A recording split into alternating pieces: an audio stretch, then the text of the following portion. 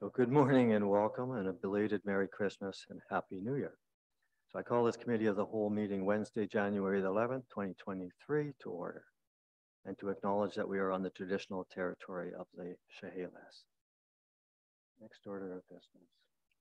Thank you, Your Worship. I'd like to move through the provisions before we Council has opportunity to provide that notice if they so wish. So given that, is there any late items? Yes, there are some late items. Introduction of late items. Councillor Facio has 3 late items he wants included in the agenda: the community garden, the parking, and our contract planner, where I believe Councillor Facio wants to discuss his conversations regarding contracting the Fraser Valley Regional District to conduct a review of our draft OCP. I would ask Councillor Facio as he has said that the staff are very busy and we have a lot on this agenda already, that these late items be put on our next COW meeting agenda. Councillor Facio, are you okay with that?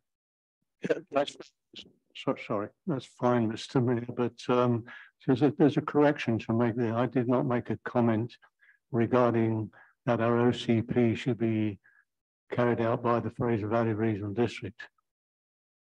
There was a brief conversation with yourself and myself in regarding to planning situations, and the discussion was that maybe at some point there'd be with the regional district, because I used to do it many years ago, would they be interested in carrying on with the planning at a later stage? That was the conversation, but nothing to do with the OCP. We've already passed a motion for Mr. Kosky to continue as the planner for the village. I just want to make that correction. Thank you. Thank you, Councillor Facio. Please, you can put that onto another date. These other items of mine, it'll be fine. So can I clarify that then, Your Worship? So am I correct in saying that there are no late items for this particular meeting? No, there is. There's more. Okay, thank you. That was Councillor Facio's. Community garden was one, sorry. And the other one? The other one I'm just going to read off. Yeah. So my priorities as mayor are public safety and health and the protection of our environment for the future generations to come. One of our most important assets as a resort community. I have 2 items that I had requested to be put on the agenda with reports to be included in the agenda package. These are missing from the agenda. So number 1 was the wastewater treatment plant 2020 non-compliance report. I would like to add to the agenda for discussion, and my motion as follows. Whereas in 1 month, January 2020, there were 5 occurrences when the wastewater treatment plant was discharging at over 100% legal capacity. In fact, at 123% in non-compliance, and just 1 occurrence pumping over 548,000 liters of untested sewage into the mouth of our pristine lake. With increased development, we need to have smart development that will not overload our wastewater treatment plant, such as gray water reuse for water closets, use of ponds to hold the stormwater to reduce peak volumes. Be it therefore resolved that for staff to receive professional engineering good infrastructure techniques required for new development and or increased density, ensuring our wastewater treatment plant is in compliance with the requirements of the province of BC environmental rules, and a report back to council with the recommendations to be included in our draft OCP. Number 2, the next item I would like to add to the agenda for discussion is climate change. Again, the importance of this discussion for today and future generations and our environment is as our only industry and much needed source of income, tourism. We are a unique village at the end of the highway, 1 road in and out. So my motion is as follows. Whereas our draft OCP is using the increased densification as greenhouse gas emissions reduction strategy, which only works where there is a compact, complete community development. And as BC's 15th most densely populated community, we have a compact part figured out. What we don't have is the complete part. And in the absence of complete, our greenhouse gas emissions are extremely high as many residents travel 8, 30, 60 kilometers for traveling, services, healthcare, and employment. One of the highest levels, perhaps the highest level of greenhouse gas emissions for transportation in Southwest BC. And we are going to jam more people into the already dense village, which will increase greenhouse gas emissions even higher, resulting in global warming and all of the consequences of climate change, including fire and flood. Be it therefore resolved that to refer the LGCAP, which is the local government survey, to the newly approved Village Environmental Commission, and is required by law to investigate our unique situation. The density is not a recommendation for greenhouse gas reduction, but in fact the opposite, and to report back to council with their recommendations on greenhouse gas reduction strategies to be included in our draft OCP. To the corporate officer, then the next order. For clarification, Your Worship, those two matters are on the agenda for items for discussion. To the corporate officer, next order of business, please. Yes. I had one late item, if we could squeeze it in, that wouldn't take that long. I would like to speak to memorial benches.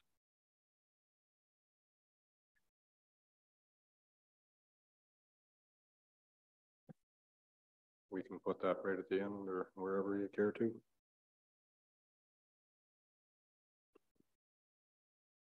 Thank you, Councillor. So the next order of business, please.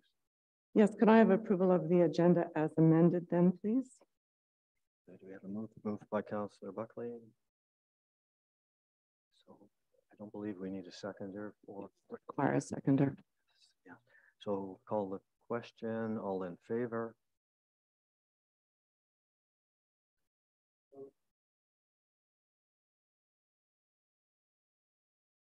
Approval of the agenda passes with Councillor Facio. Yes. Sorry, are you saying yes?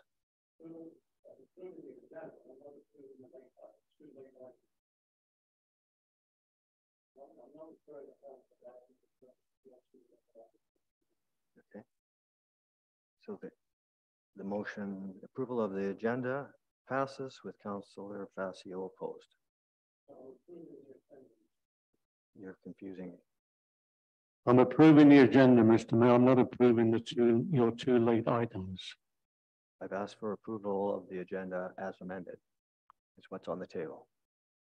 Thank you, Your Worship. If I may, the motion passes. Thank you. The corporate officer, next order of business, please. Yes, we'll move on to number 4 items for discussion. And the first item is the Council Code of Conduct Policy number, and it should read 1.33, and this is here for review. Okay, so I declare a conflict of interest due to confidential reasons. Councillor Buckley, if you can take the chair.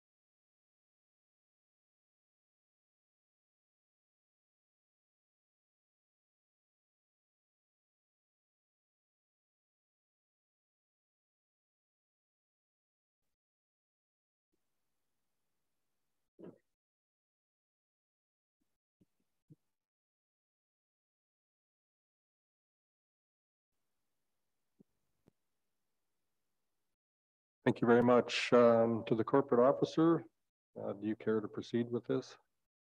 It's a request from Councillor Vidal, and I would just like to advise council that this particular matter was before council last year.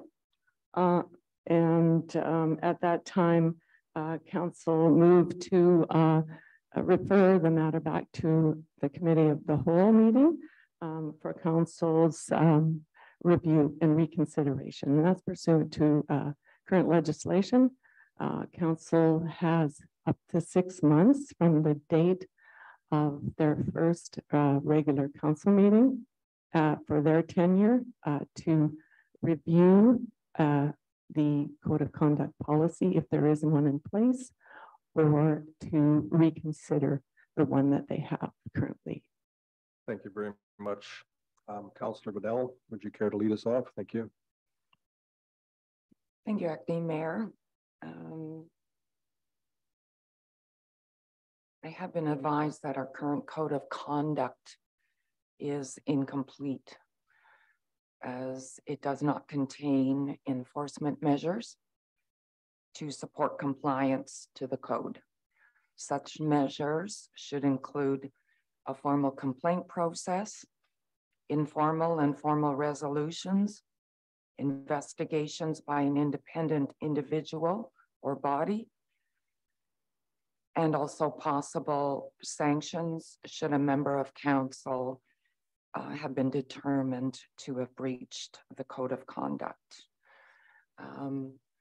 Yesterday, I emailed each of our council members with a code of conduct that has been developed and adopted by the city of Abbotsford.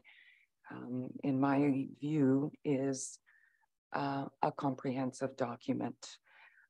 Therefore, I would like to make a motion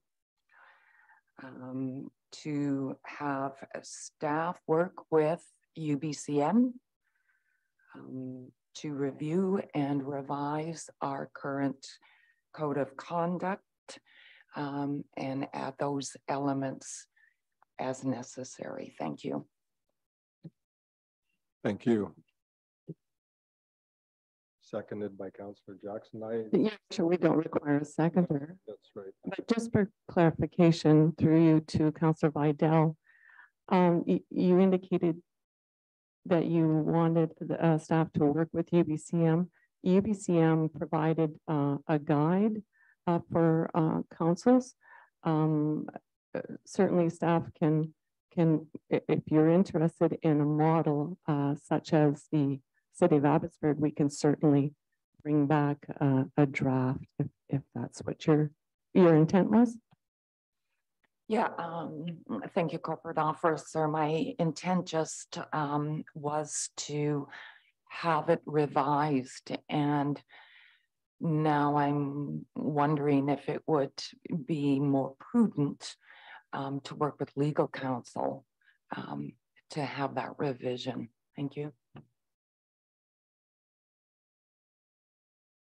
Thank you, Councillor Vidal. We can certainly have a look at that if you wanted to model the City of Abbotsford, and we could bring forward a draft to council to see if that's what you would like. And at that time, if you feel that it requires legal review, we could certainly do that. Thank you, that's fine. Thank you, Corporate Officer. Thank you, Councillor Bedell. Councillor Fascio. Thank you, Mr. Mayor.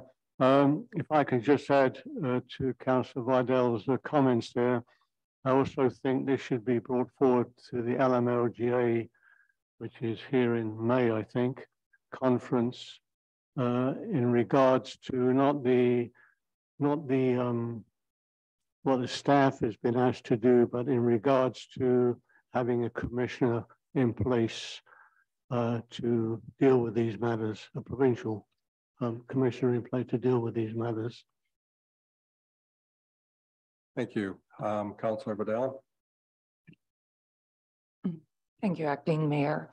Thank you for that comment, Councillor Fascio. Perhaps I can provide a little bit of background. The issue of a provincial appointed ethics commissioner has been raised many times through resolutions at UBCM. Councillor Facio is correct. Lower Mainland Local Government Association Conference will be held here in May. And I do support a resolution being sent to Lower Mainland LGA for the appointment of an ethics commissioner. UBCM has worked and approached the BC government for an ethics commissioner. And one of the reasons why this was brought forward at UBCM is especially because, and for smaller communities who are not in the position to be able to afford their own ethics commissioner. So I do support Councillor Facio's recommendation, and I will certainly advise our staff when resolutions are to be submitted for Lower Mainland LGA in May. Thank you. Thank you very much. I guess that kind of does it then. We need to take a vote to go ahead with this then. Your worship, just so clarify the motion from Councillor Vidal to review and model the City of Abbotsford's Code of Conduct policy and to bring that back to council at a later date for review, correct?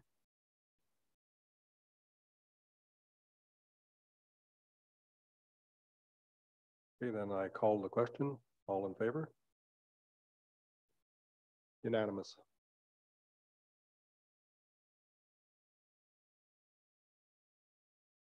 Thank you. We'll just invite the mayor back into the chambers.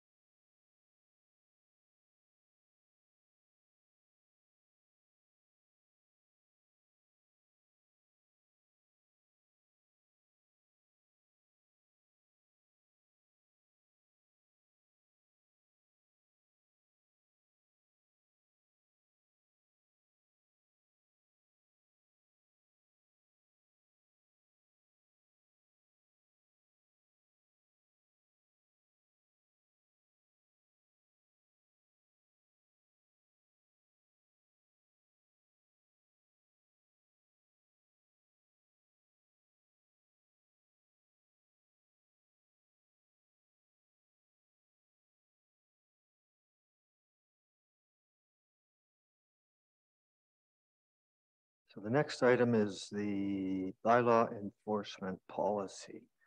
This was brought forward by myself. As mayor and council receive many bylaw concerns from the public, it's important for the mayor and council to seek assurance that bylaw enforcement staff have fairly responded to persons' concerns. I'd actually like to refer to page 16 of the ombudsman's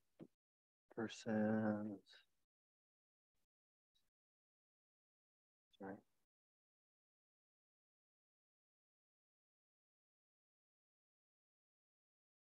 The bylaw enforcement best practices guide for local government by the ombudsperson.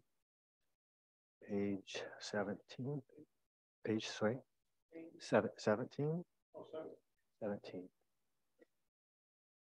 There's a number of pages in this report, which I believe is important, and it's regarding the role of council and bylaws.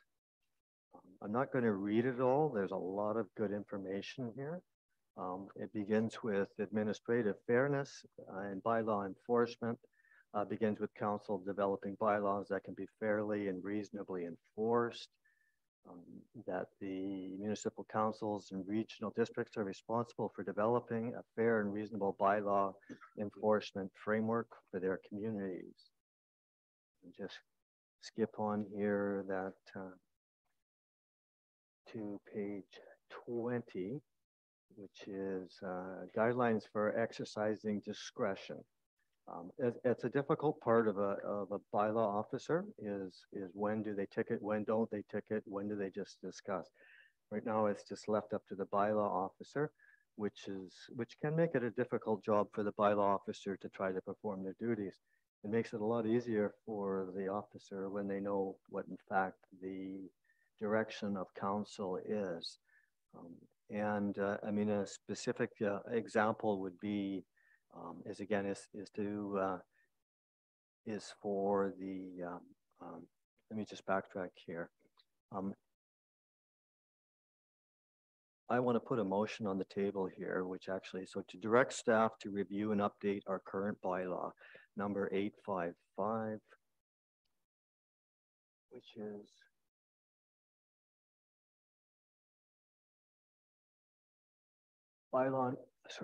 bylaw notice enforcement, again, 855/2006. It's got a lot of information in there with regards to the penalties, the fines, but I think that there's we could do some improvement to it to help improve, again, our bylaw concerns with the residents and visitors alike here and for our bylaw staff. So again, so my motion now is again just to direct staff to review and update our current bylaw number 855 and to include number 1, a way for staff to quickly raise concerns about the enforceability of a bylaw with council so that we can provide direction to staff for revisions of a bylaw.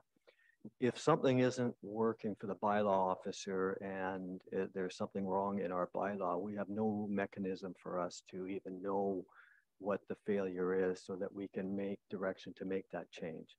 Number 2 is a written policy to assist staff in exercising discretion when making their enforcement decisions.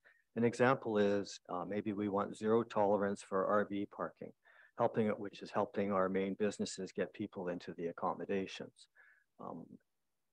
Number 3 would be to establish and make public standards of conduct for bylaw enforcement staff itself. Number 4 would be the development of a policy to clearly define the separate roles of bylaw enforcement staff, council as a whole, and council as an individual members of council. And lastly, is to apply, quote, best practices per the Ombudsman Bylaw Enforcement Guide, which is what you have for local government, and using the checklist starting at page 61 for guidance. So I would ask that that be in a draft bylaw to be brought back for council's consideration. Discussion.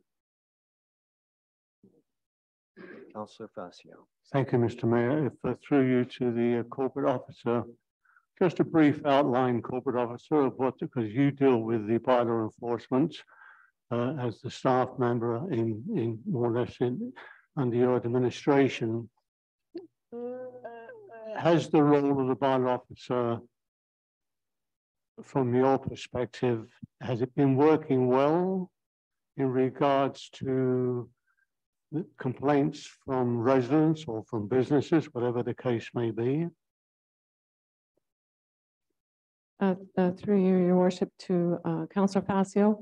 The bylaw enforcement program has been in place for a number of years. The administration of the bylaw enforcement is done through a complaint-based system in the village. There's a adjudication program that the village is also a party to. The complaint-based program works well, in my opinion. People have opportunity to make those complaints either at the village office or online or by telephone. Those complaints are processed, documented, recorded, and form part of our records management system. That process has worked well, and I haven't had any complaints per se about the officer, the work that's been done. Yeah, so that's what I can offer council at this time. A complaint-based program, the officer educates people on the current bylaws, has pretty much a 3-strike you're out discretionary process that has done, and seeks compliance of any village bylaws before any enforcement penalties are issued. If I may, thank you, my carry on. Mr. Mayor, thank you. From my perspective, personal, before and during the pandemic, and even to this day, the bylaw officers, I believe, have done an excellent job on the beach, trying to get people to comply with all the different rules the council has put on there regarding the tents, barbecues, all those sort of things. So I think that part of it, they've done an excellent job, and people have been complying. And of course, we did have the RCMP at one point there as well. If I had to add anything, but this will come up with the budget, I don't know if for this meeting, would be the expansion of the bylaw officer more into the village on a larger scale. Because most of the concentration due to the amount of visitors is done on the beach side, and only when we get a complaint, they do actually go out into the village, whether it be unsightly or car parked in the wrong place or whatever the case may be. But I would deal with that at a budget meeting. But overall, I'm not sure what else we could add to this to improve. I think most of this, I believe, is done through education, and direction is fine, as you just pointed out, for the bylaw officer. But overall, I think the program works pretty well, and that's my personal opinion. Thank you. Thank you, Councillor. Councillor Buckley. Thank you, Mr. Mayor. I do know when I was campaigning that I did hear a few people say they were a little unhappy with the system. And it was various things. It was from dogs barking to unsightly premises with overgrown and that sort of thing. I do think there's room to maybe examine that and see what we could possibly do if there is a complaint. I heard several people actually that had said they do not want to sign their name to a complaint because it would create conflict with their neighbors and they didn't want it coming back at them. I think there should be some process in place if it does go to arbitration or if it does go to something like that, where there could be an anonymous tip or whatever you want to call it, that you could complain about something and not have to fear retribution from whoever you're complaining against. And I think there's also maybe the way in which it was explained in here, a clear and precise way of dealing with people. I know when I have talked to the RCMP, they have told me in the past, we need a bylaw that tells us what to do. We can only act on that bylaw if it is written correctly. And so I don't think it would hurt to maybe look at those points and review as you have suggested. So thank you. Thank you, Councillor. Corporate Officer. Just for clarification, you indicated that you had some complaints from individuals and they wish to file their complaint anonymous. We don't receive anonymous complaints. Bylaw enforcement is confidential, so the complainant can make that complaint, and there shouldn't be any fear of retribution because the parties are not connected at any point in time. Through you to the corporate officer. My question is then, if it ever came to court, for example, or to adjudication or something of that nature, would they not have to attend in order to testify that that's what they've seen? So, Councillor Buckley, what happens at adjudication is the bylaw enforcement officer would provide evidence gathered with respect to the complaint. The offender is the one that would have to appear before adjudication to dispute that matter. The actual complainant is not involved in that. Okay, thank you for that clarification. My next question would be then, if we did have an anonymous tip line, and I can see in some cases it may be abused, but would it hurt anything to have such process in place so that, and I've heard time and time again, they are fearful of retribution. So if we had sent a bylaw officer over there, just take a drive by and see what you think or whatever else, because we've had a complaint, would that be something that we could put into being? The only thing that I can think about, it would be a little difficult for the officer to gather any additional evidence if the complainant was anonymous. We are seeking, when the complainant makes a complaint, as much detail as possible. I'd have to really think about that. We've had very, very few anonymous complaints over the years that I've been here, simply because it's hard to obtain additional information. Through you, Mr. Mayor. I understand that, but in, say, for the example of unsightly bylaw premises, somewhere along that line where it would be just a quick drive-by, and if in fact it was what it was stated, and the officer could then react to that. Maybe not a barking dog unless they were to refer to the regional district, but the other natures, it would be dependent, I guess, on how we acted. But I think if it was out there, is the feeling that I got from people, there would be a few more. And I don't think we would have an avalanche of tips that would come in, you know, anonymously. But I think it might be something we could look at too. I don't know. They were pretty concerned about their neighbor's reaction if they did do something or say something, or, you know, talking anything from illegal suites to unsightly bylaws or premises rather. And that's kind of where I'm at with that one.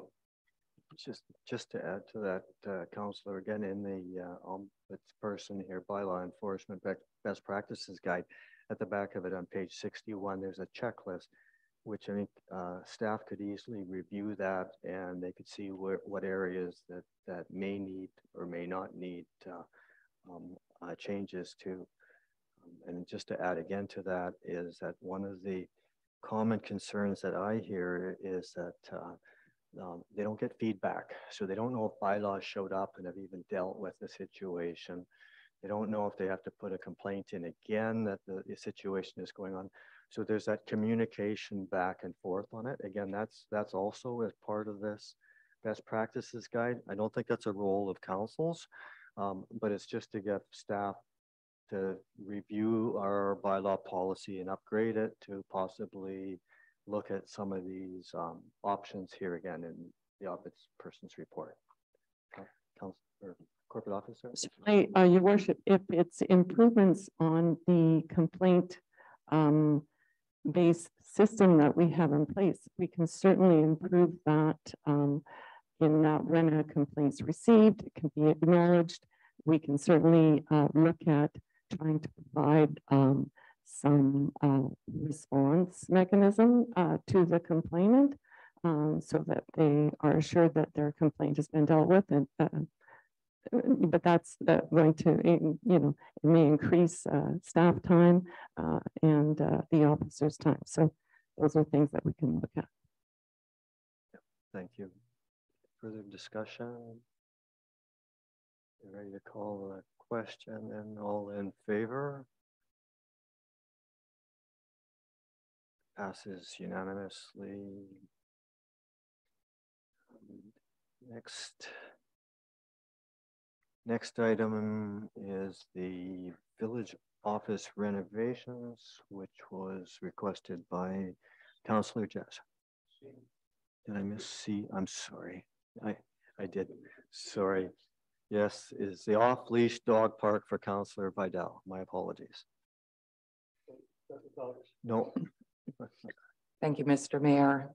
So a little background, previous council had directed staff to pursue a suitable location within the village for an off-leash dog park. A survey was conducted in the summer of 2021, which identified, I believe, 6 possible locations.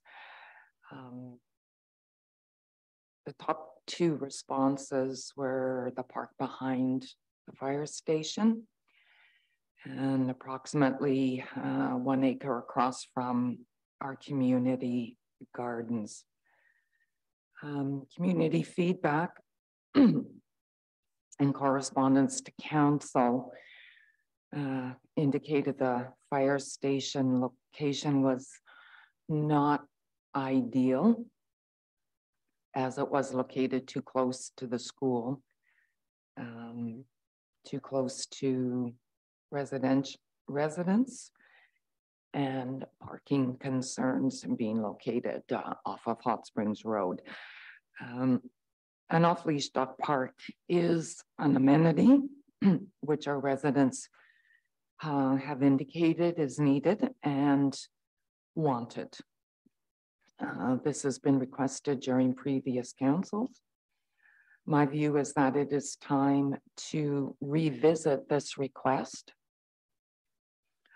And as such, I will make a motion to have staff review the locations and report back to council, including costs for the development of an off-leash dog park, to have staff actually come up with costs for the second location that was on top, and that was the 1 acre property across from the community gardens. And through you, Mr. Mayor, to Rhonda. Rhonda, do you want to provide perhaps a little bit more background on what the process council and staff have gone through so far with the development of the off-leash dog park? Thank you. Through you, your worship, to the rest of council. So the off-leash dog park has been a topic for about the last 10 years. In 2013, a portion of Rendell Park was used as an off-leash dog area, but discontinued due to conflict between users. In 2016, a report came forward from the CAO for an off-leash dog park behind Fire Hall, but council did not proceed with that proposal. In 2021, this came back again, as Councillor Vidal mentioned, with public consultation.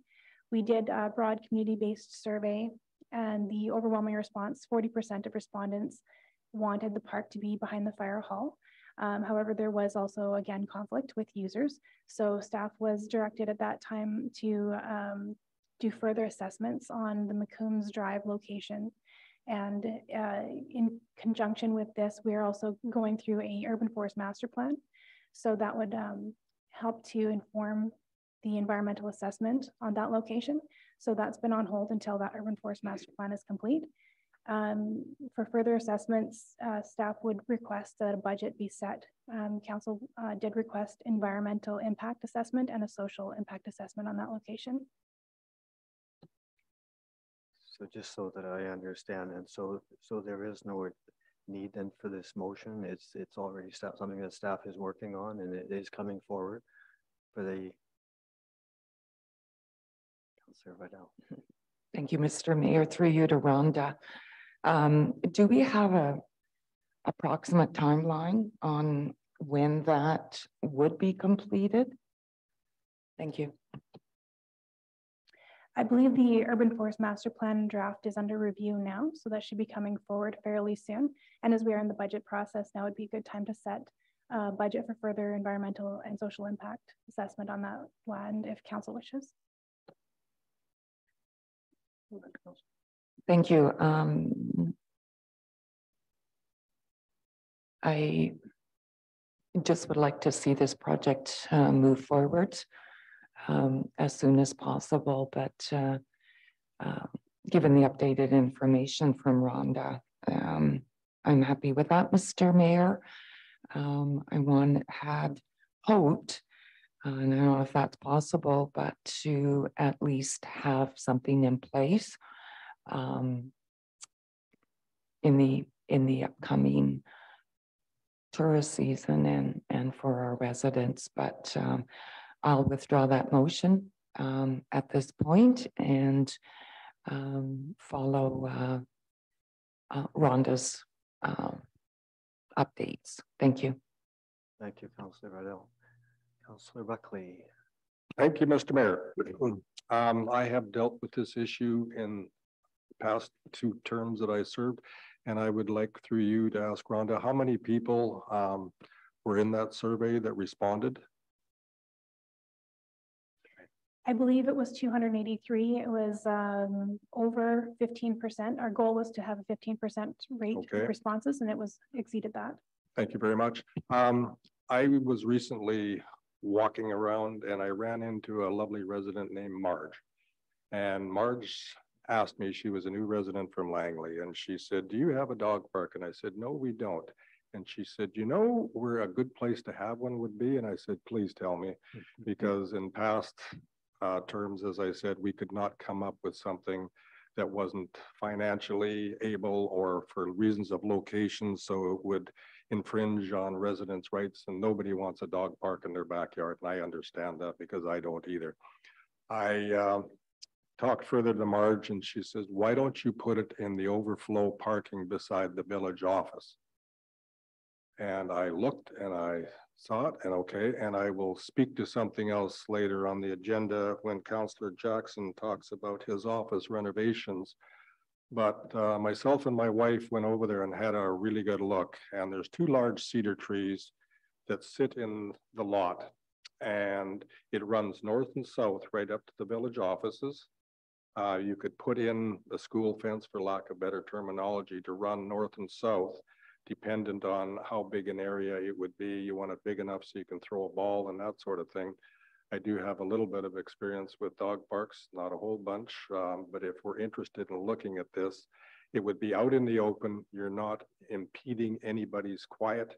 You're not doing anything. And I think if you were to put a gate on this particular place with 2 gates that would open, we could still use it for overflow parking. We would have to just educate our users, if this comes to fruition, that during the busy July long weekend and stuff, the dog park will be closed. And I don't think we should have an issue with that. It's flat. It doesn't need to have any trees removed, and it's out in the open and safe for all the dogs when you put up a proper fence. And there's already people that come out there and exercise their dogs and do throw the balls back and forth. So I know when we keep going back and forth with this, and I understand Councillor Vidal's frustration a little bit, but when I looked at this, you know, until such a time that there is something done with that, I don't know what the cost would be, but I would like to direct staff to maybe put that on the list, because that to me just made perfect sense. Very similar to the one they have at Agassiz out in the open, doesn't cause any grief to any residents. And that would be my first concern. And if we do anything across from the gardens over there, we will be removing trees. It will be an expensive endeavor. There's no doubt in my mind. So this one would be just the cost of fencing, dependent on how far we decide to run it. But the 2 cedar trees would act as a bit of shade, and I wish I had it on the wall. I could point it out to you, but depending on how narrow and how long we want to go, we could still share it for the parking. Thank you. Corporate officer, you have something to say? Sure. Excuse me. If council wants to change directions, then we would require a motion of council to do so and not proceed with the previous motion. So we need some clear direction. Can I just suggest that we just defer the discussion Absolutely, and then come back to? absolutely. Thank you, Councillor Buckley. Is any further discussion on it? I just actually had a person that came up and gave me a really interesting scenario on the dog parks. There's a lot of communities actually that the private, it's dog operated parks are done privately. They're getting their funding through GoFundMe grants or whatever type of funding that they can. They're finding their own areas where they want, again, their funding sources, and they maintain it, look after it, build it. Sounds like another option that takes the politics out of it possibly too. Councillor Buckley, back to you then. I would then like to put forward a motion that we consider the dog park to be located on our parking right next to the overflow parking, I guess for lack of a better, is that what we call that, as overflow parking? Sure. Or overflow parking lot? Vacant land. Vacant land. Okay, our vacant land just north of the village offices. And I would be more than happy to go out there with the maintenance manager and also the foreman, Todd Caffey or whatever, and just show them what I had in mind, because I believe it would work. And it was there all the time, and we just never looked there, because I have looked at other spots, believe me, trying to come up with something that would make everybody happy. Thank you. Councillor Vidal. Thank you, Mr. Mayor. I would thank you for that motion, but I would like to make a friendly motion that we also include costing on the 1 acre property off of McCombs. I'm not so sure that there would need to be a tremendous amount of trees removed. I think perhaps only what would be required would be a cleanup of the existing area. I don't know, I leave that up to people on our staff that do the costing, but because it was included in the survey as another possible location, the number 2 location, may I offer that friendly amendment to also include the costing on that 1 acre property? Thank you. That's fine by me. Thank you, Councillor. I do know when we were looking at the fire hall location, because of the trees that are in that situation and the amount of trees that had to come down and the liability, that it was going to be quite expensive. That's anytime you have that old growth forest in there that's been sitting there in the dark, doesn't get a lot of sunlight. There's definitely trees that are not so good. But anyway, that's fine by me. Thank you, Councillor. Yes, Councillor Fascio. Thank you, Mr. Mayor. I have no problems with the motion, but when we do the costing, it should be taken into account. There would have to be a large and small dog compound. Little dogs and big dogs do not get on with each other. So you have to have 2 compounds. Of course, the fencing is the expense with the gates. But that, and on that point, I was reading an article this morning from a resident from the District of Kent. They're so frustrated that the school grounds at the District of Kent are being used more than the 2 dog parks that they've created. So that just shows you can go to all this expense and you're still going to use the school grounds across the road. But there you go. You have to try these things out. So Councillor Fascio, are you asking for a friendly amendment to add? Yes, I would agree with if we can do the costing for it, which obviously that's the motion, is that we should look at the two areas. There, one for small dogs and one for large dogs. Councillor Buckley. Yes, Mr. Mayor, I do agree with that. They do not intermingle at all, so that would be fine by me. Thank you. Councillor Vidal. Thank you, Mr. Mayor.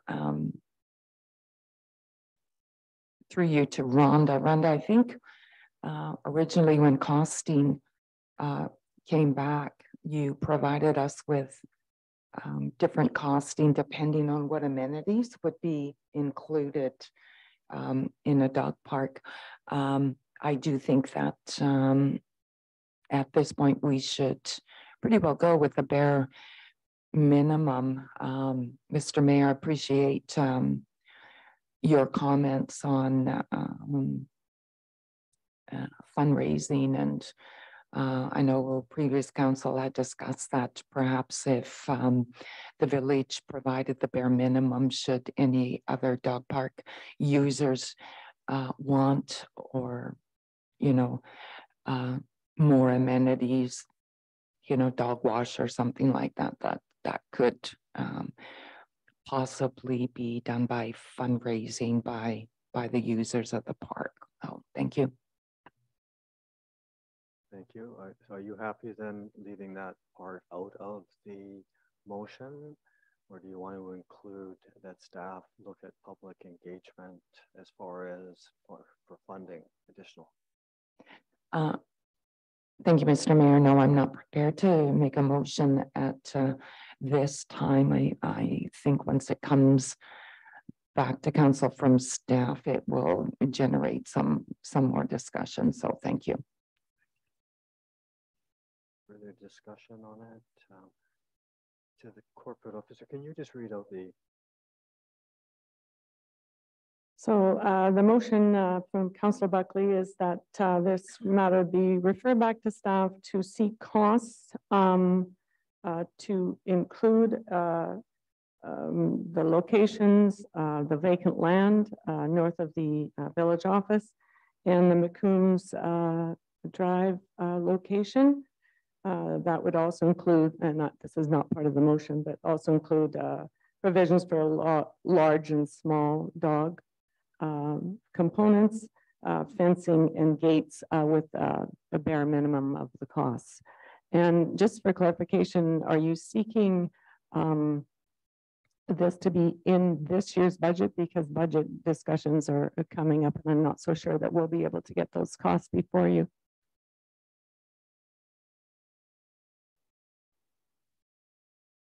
Mr. Buckley? Thank you. Through you to the corporate officer, it would be my hope that we could hopefully get something done this year. I think with the one I proposed, if we, and through you to Rhonda, do we have any costs at all of what it would cost to put something in on the east sector over there across from the garden? We could translate some of the costs from the Fire Hall Park estimates. You know, it was per footage for the chain link fence and the sanitation, and that those could translate over. I would also like to request clarification on the location of the vacant land. Are you talking about the two parkland lots that was included in the previous survey? What I would like to do is go over either with yourself or the maintenance manager and the foreman, because they look after that yard. And I could tell you where I think it would be the best place, and I'll leave it from there. But just to give you a general size and whatever, so you can kind of see what I have in mind. I wouldn't be overseeing the project, just showing you where I think it would be a good fit and not cause any grief to anybody. So I would be happy to do that at your first availability. But yes, I would like to put it in the budget, because all it would need is the fencing, and that should be a pretty, you know, it's by the foot. So pretty quick answer from the fencing company. Thank you. Corporate officer. Yes, excuse me. I would just suggest that if you have a site in mind, to please convey that to myself, and I can provide that to the operations manager. So just identify where you're talking. Rhonda, did you have anything further? No, just clarification if there's any zoning issues in putting a park across multiple lots. Yeah, we'd have to look at that as well. So, Councillor Jackson, did you have? Yeah, sure, Worship. Just before you vote, and it's been a very long discussion on people's interest. However, we did have a dog park. We set a dog park up and it was a disaster. The dogs didn't get along. And the people who brought their pets to the dog park, they never got along. We found that they were asked to clean up after their pets, which they didn't do, so staff had to go out and do it. Now, I'm not against a dog park. That's not what I mean, but you're gonna have to be prepared for the complaints that you're going to get. And you're gonna have someone to monitor it, because if you put it where you may put it, then it's gonna someone's gonna have to look after it. You're gonna get barking complaints, you're gonna get all of this. So before you go ahead with something like this, you got to really make sure it's the right place and you have the opportunity of the staff to monitor it, or somebody, because it will be a problem, because we only have 2.15 square meters, acres in this. 400 is bushland. We don't have much land left over. The land's got to be used judiciously. So I'll vote in favor of the motion, but I'm just cautioning that goes with this. For every action, there's a reaction. Thank you, Your Worship. Thank you, Councillor. Any further discussion? Okay, call the question. All in favor? It passes unanimously. Next item, Councillor Jackson, Village Office renovation. Your Worship, the village facilities that we have right now are extremely inadequate. We do not have what you would call very, very good working conditions for our staff. Our council chamber is in the same way now for, I don't know, 25, 30, 40 years. Population is growing. However, our facilities for our staff and our council has not. So what I'm recommending is that we look at adding to the current building in a large council chamber, maybe 3 times the size it is now, at least 3 offices, new washroom facilities for the staff because they are not adequate, a bit larger lunchroom for them, and also a public washroom. So when people come to council, we like to see the council chambers full of people every meeting, but it's got to be inviting. It's got to be something where you're not crammed in a little wee tiny space. This is not a good place really to have a council meeting. It's terrible. The acoustics are not good. And so I recommend that we talk to staff.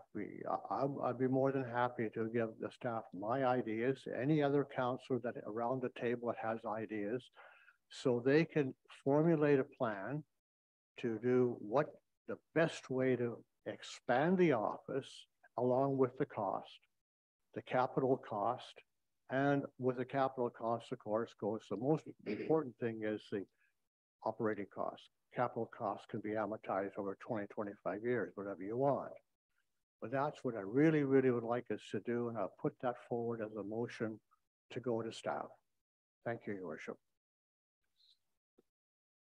Councillor Buckley. Thank you very much.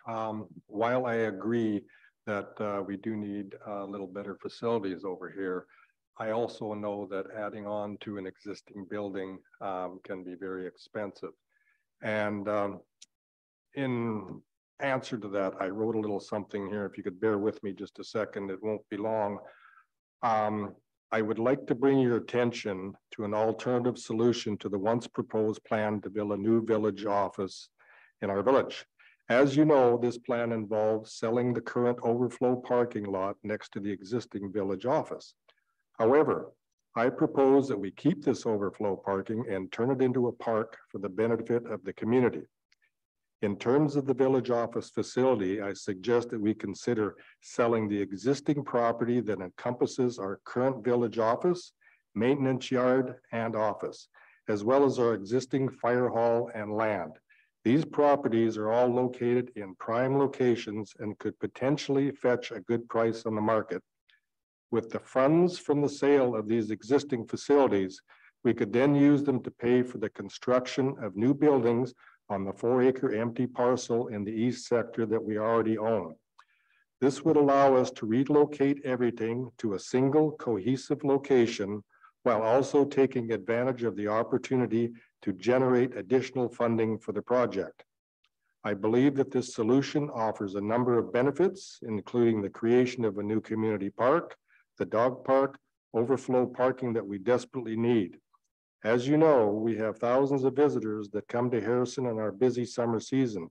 If you take away the overflow parking area, they will have no choice but to park in our residential neighborhoods, which in turn will create conflict between the tourists and the residents. Worst case scenario is those same tourists will turn around and leave. The reality is this village relies on tourism to be sustainable. Our clear responsibility to our business community is to make sure that all visitors that come here have a positive experience. One that overflow parking area is sold, we will never be able to replace it.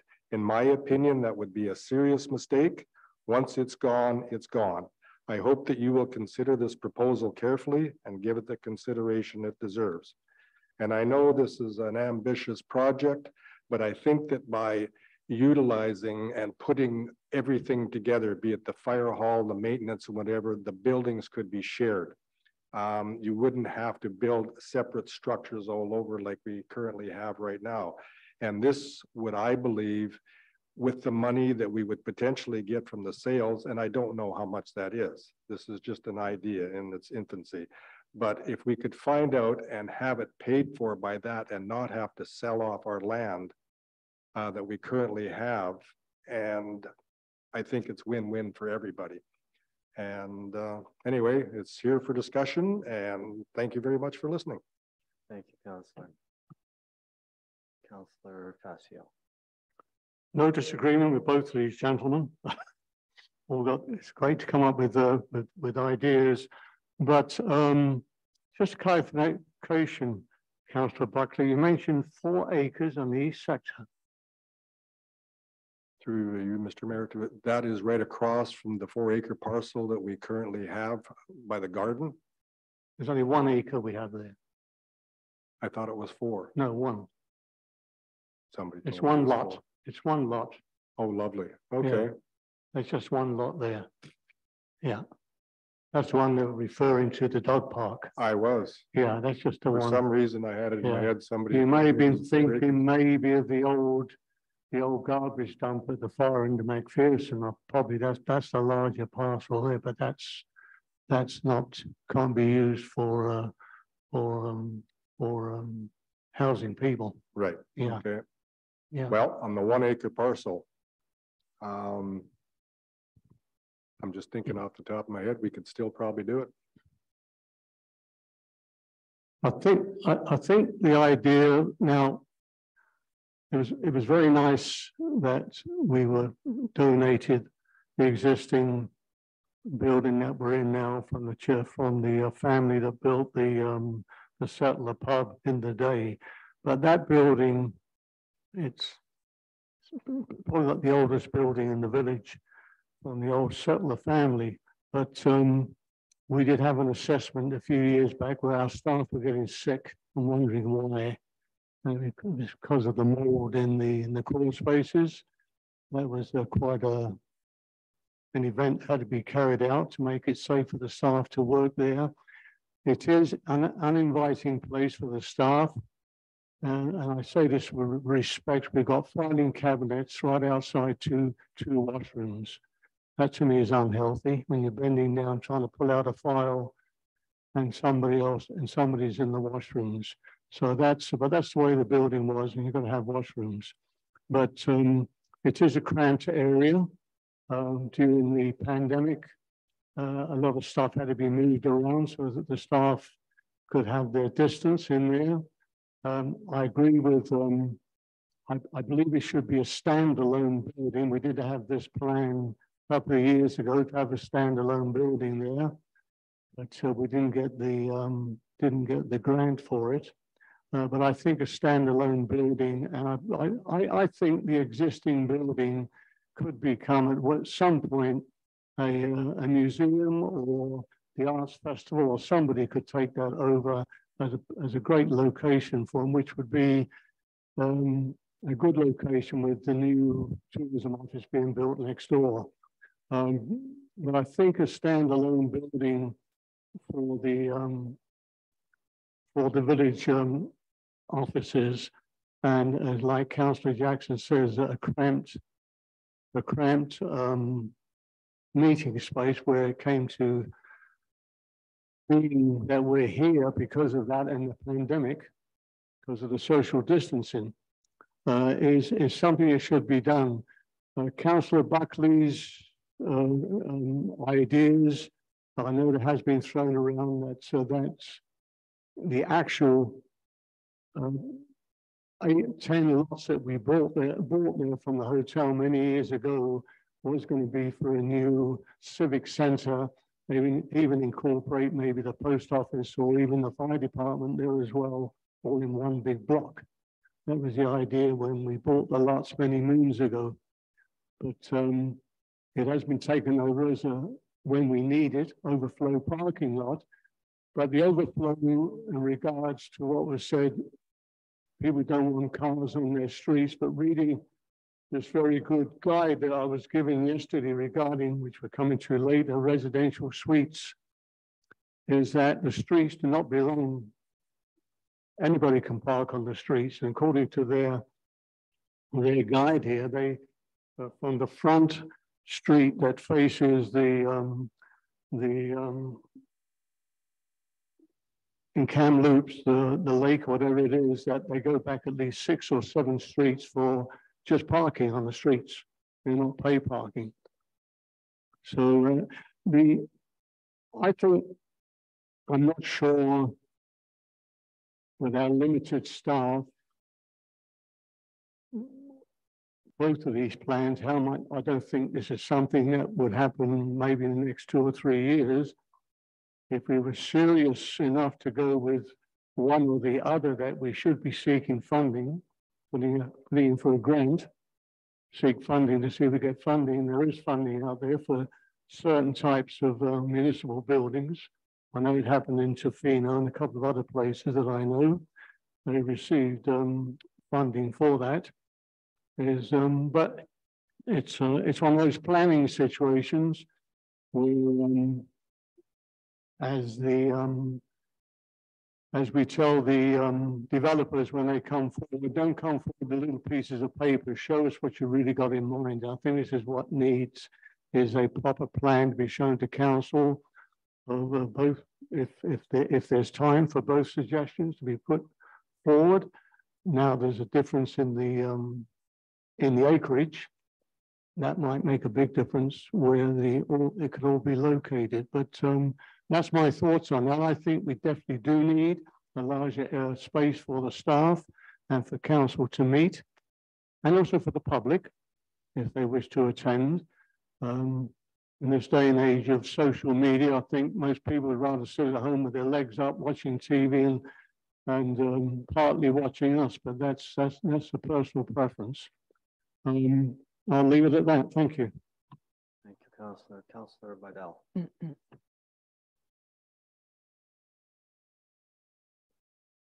Thank you, Mr. Mayor. Thank you, Councillor Facio, for your comments. And yes, I echo your comment that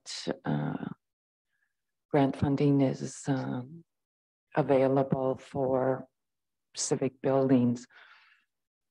Referring to Councillor Jackson, my personal preference is not to renovate or add on to the existing building. I don't want to see us just constantly, or perhaps, for lack of a better word, band-aid the solution. And I think that this is something that we should pursue further. To Councillor Buckley, my background in fire service, we would need to be quite cognizant if the idea was to combine the fire hall and whatever is there, probably some health concerns with having a fire hall attached to that kind of a civic building with discharge of diesel fumes. So that may be a concern. I do share your idea that I do think that at least part of our overflow vacant land parking should be kept for community park and community purposes. And I bring up the fire appreciation event that we had last summer that was held in the overflow parking lot, and it was a tremendous success.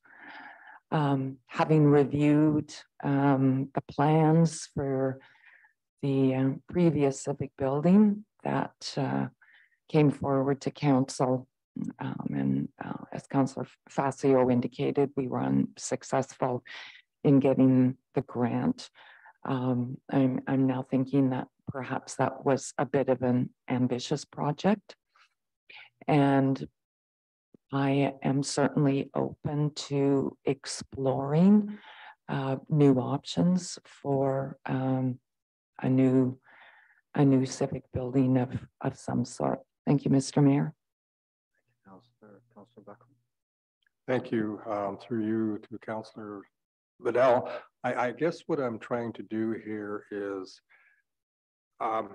with respect, I don't agree about the parking, Councillor Facio, because I've heard from many people they are not happy with people dumping coolers on their front yard and leaving waste behind when they go to, go away after the long weekend in Harrison or whatever. So if we could mitigate any, interaction between people that come to visit, and, people are people, they do drop debris behind them.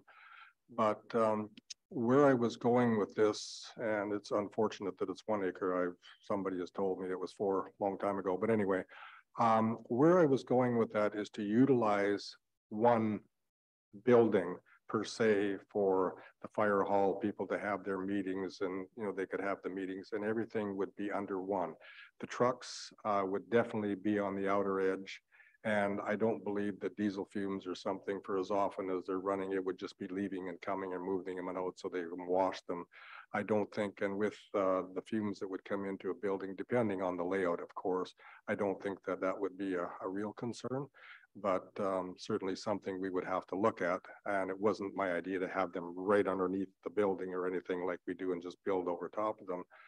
But I do think there would be quite a savings in having one complex that we deal out of, rather than have this and that. And I know the maintenance department from my last term on council needs repair over there as well, or a brand new one. Everything basically is falling apart over there as well. And I don't know, in this last 4 years, I wasn't here, if anything's been done, but I doubt it.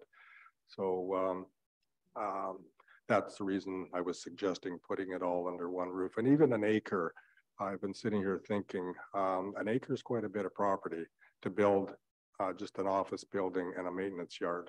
So if the maintenance yard and the fire hall could be combined, so be it. I think that would be great. But we could also apply for a building grant, and we could still keep our overflow parking. And when I sat on the tourism board, we did our damnedest to get people to come to Harrison. And we have been discovered with COVID and everything else. And I do not want to hear something similar to another lake in our area where I'm not going there. You can't park, you can't do anything. I wouldn't go there for $1 million. And I've heard that time and time again. And I want the people to come to Harrison and enjoy their visit here. And hopefully our businesses will thrive as they have been doing, and we could all live together. So that was my reason for that. Thank you. Thank you, Councillor. I would just like to add a little bit myself, as working for the City of Vancouver as the manager responsible for all of their facilities, design and management. Just to talk on a few of the comments that were made, the fire halls, the new fire halls the City of Vancouver are making now actually have apartments right on top of them. So it does work. They have dealt with that situation, and it's a very interesting situation. Again, that's private now on top of a fire hall. So, they were looking for all different ideas. I think as I hear everyone's conversations here, I personally am a holistic type of a person.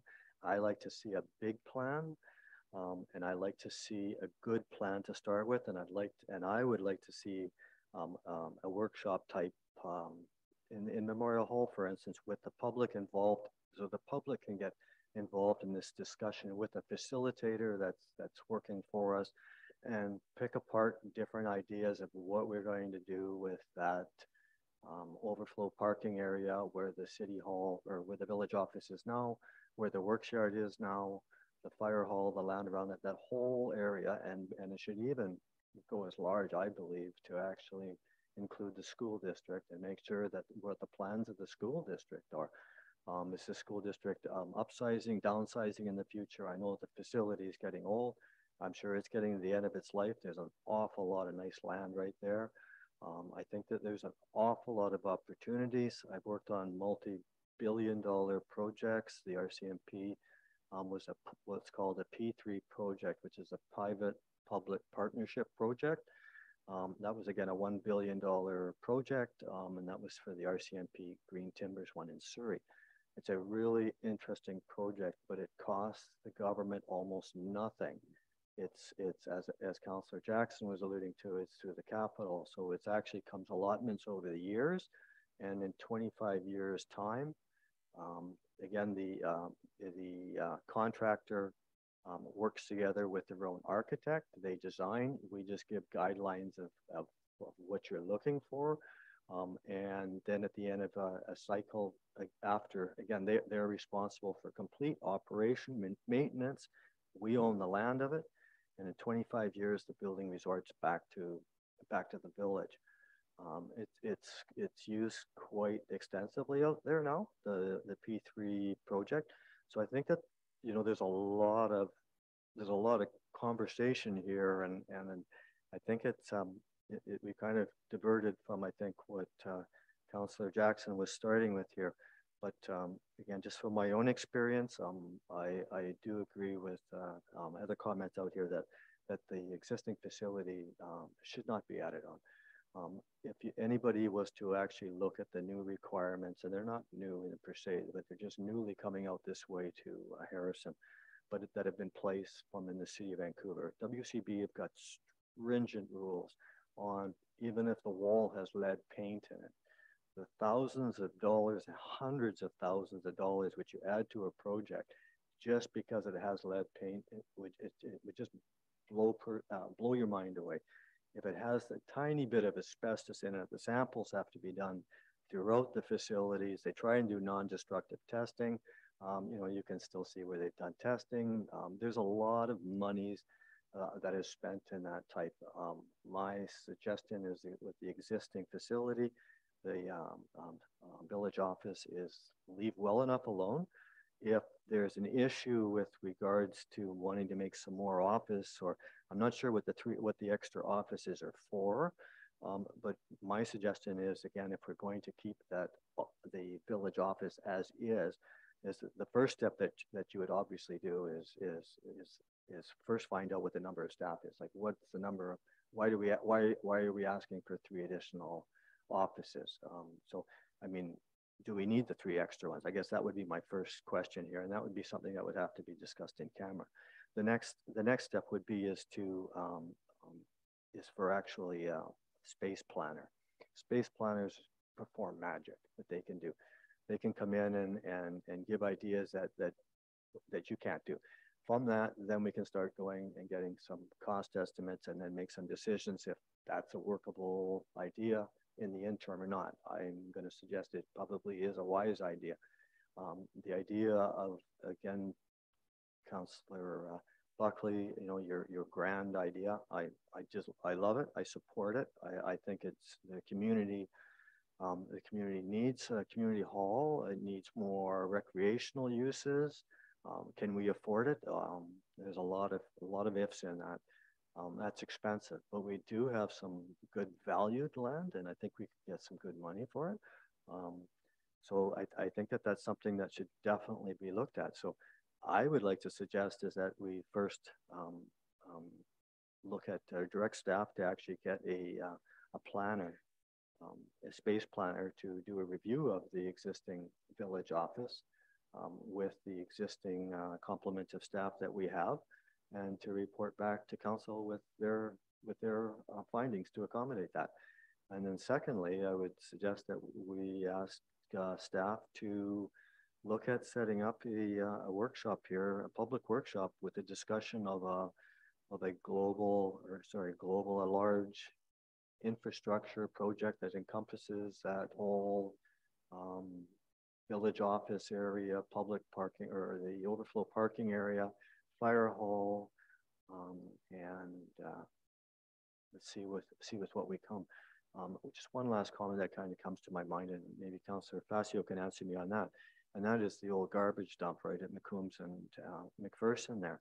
I mean, as I walk through there, I mean, I see garbage bags, cans, and bottles, but the most you see is plastics in there. It's really disappointing, but it is amazing what Mother Nature has done to regrow in there, because if you didn't know it, you wouldn't even know that that was a garbage dump in there. But maybe that's a good place to move the works yard, which isn't used for people per se, but for the. Your Worship, all we're doing is talking. Yes. And my concern is that 4 years from now, we're going to be still talking. All right, I withdraw the village operations from the agenda because obviously people here, and my point of view, I'm going to put staff first. It may cost money, but what you're talking about is long-term financing and planning. It's huge. We have a very tiny tax base here. We do not have the ability to borrow much more than $1 million or $1.5 million, $2 million. I mean, we went to, when Mr. Facio was mayor, we got tentative approval to put our workshop down there. But then, of course, the minister changed in the provincial government and it was all blown away. These things are very, very difficult to do. And what Councillor Buckley recommends is great. I think it's super too. I think it's a good idea. But in the meantime, we have to deal with what we can deal with now. We're not getting down to what today's issues here. We're just getting down to putting things off to the future. Well, where is the future going? I mean, if you're blowing away this idea of making accommodation better for the staff, well, albeit, but I won't support that. I put people first. On my agenda, they're first. And if that's not the route that what council wants to go, that's fine. That's all I have to say. Thank you. Thank you. Just once the corporate officer. Sorry, Your Worship. Councillor Jackson has a motion on the floor. Councillor Jackson, do you wish to let your motion stand? Question to you, Councillor Jackson. Sorry, Councillor. Just before further discussion, I just wanted to know if you still want to have your motion stand that you've placed on the floor, or did you withdraw that? Oh, thank you. I actually didn't hear that. Sorry. You withdrew. I'm withdrawing my motion. You missed. Okay. Councillor Facio. Thank you, Mr. Mayor. I just have to reiterate to Councillor Jackson that I fully agree with his subject that he brought up today regarding, and I just said I think it should be a standalone building on there to accommodate staff and the council chamber. So I fully agree with that. Councillor Buckley's idea, which is another great idea, I think would come under a long-term, like you suggested, of maybe a long-term planning sit-down situation, because it covers a lot of areas. And also, if we were contemplating doing anything with that 1 acre other than a dog park, which is natural, that is still under the ALR there. So that would be, that's another contentious issue, whether he'd be allowed to build anything there without going through the ALR as well on that 1 acre that we own. But I'm going to bring the motion forward that Councillor Jackson has just taken off the table, that we should ask our staff to come up with a cost estimate to build a standalone office and meeting space for the council with the washrooms for staff and also a public washroom, because there's some of the ideas that Councillor Buckley comes up with, and you'll have washrooms on the outside for people to use as well, for whatever, even if it's a dog park, it'd be very handy to have washrooms there. So I'm putting up motion for that we direct staff to come up with a cost estimate for a standalone building. I mean, standalone buildings nowadays, as most of us know, they can be prefabricated and put back on site, and built doesn't have to be a massive start from the ground floor building up for offices and the council chambers and washrooms. So that's my motion. Councillor Buckley. Thank you, Mr. Mayor. Through you to Councillor Fascio. Where would this new building be sitting? It could be just north of the existing building. We had 10, I believe it's 9 acres, 8 or 9 lots still left there. There were 11 originally, I believe, when we bought them. Okay, and you would just leave the existing office there? I would suggest the existing office has a lot of value to the village. It is the only one that's really mentioned as a heritage building. I don't know whether it was ever registered as a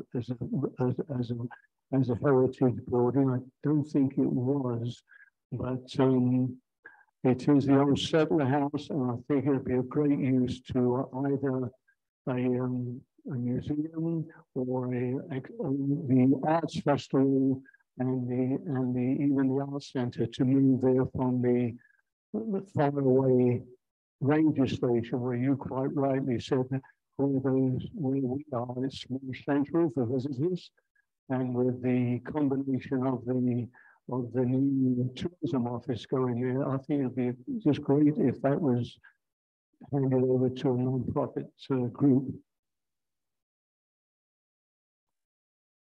Thank you, Councillor. Thank you, Councillor. Councillor Buckley. I guess, and I don't know how the architects work, but when we're going to ask for a plan, would it be possible just to ask them, without getting into the individual offices, what it would cost for a complex that I had described earlier that would accommodate everything? Because you wouldn't build a new office much quicker than you would build a little bit larger building with the office space in it as well. So I don't want to spend thousands and thousands of dollars coming up with a plan because it's, as I said earlier, in its infancy here. But if we could get an idea, because if you're going to spend $1 million on or more on an office building, and then decide that, gee, maybe we should have done this over here and conglomerate everything together, because we still need a new works building. We still need some shelters in there for our equipment and everything else that goes with it. So the cost doesn't end with just the new office building.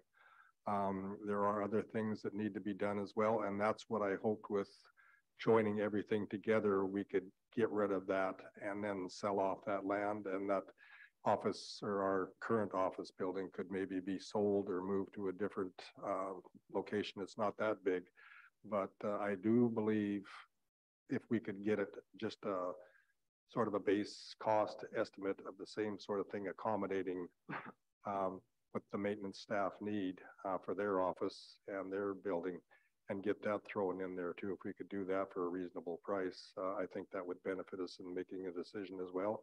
At least that way, if we do have an open house and bring it to the public, we would be able to provide them with a couple of options and say, okay, this is what this one's going to cost. This is what this is going to cost. And for the reasons I've just stated. Thank you. Thank you, Councillor Buckley. Yes, I mean, the architects, the space planning, and of course, they'll come up with preliminary costs. So, I mean, that can be done. But what do we need? And what can we afford? Councillor Facio is talking about building a new standalone civic center. You're probably easy at this day and age up at $5 million. Excuse me, Mr. Mayor, did say civic centre. I'm actually speaking, Councillor. So the would be a $5 million cost. What a lot of people forget is the cost of maintaining hydro utilities. It's there's a lot of monies in it. I think that the only way this village is going to get a new city or village office is if it's incorporated into some sort of either commercial development, some other, like I said, what's called a P3 project. But the amount of monies that would be needed to do that and to put a project like that in the middle of a chunk of land without the proper planning of a holistic picture, I think is just throwing good money away. Again, I'm a believer in good planning to begin with. I like what Councillor Buckley you were talking about there, getting some costs of so that we can get some ideas on it. Again, there are so many different options on in a large project, whether it has commercial in it, residential in it. Who knows? Maybe we can even get the hot springs, the hotel public pool piped over here, and that's incorporated in it too. I mean, and then they sell off that land and build some new development and higher density down there. It's endless what we can do. But I think that we really should be looking at it in a real holistic picture. But again, I think it's so important to get the public involved in a workshop to discuss that. But again, back to Councillors Jackson's first concern is for the staff. And I mean, I'm concerned for the staff too. But I'm not in favor of renovating an existing building, which is already 100 years plus. The cost involved in that, I think, would just be outrageous. But I do think that it warrants getting a good planner in place to actually have a look at it and make some recommendations and some cost of what we can do to it. So, sorry, just one second, Councillor. Oh, corporate officer. No.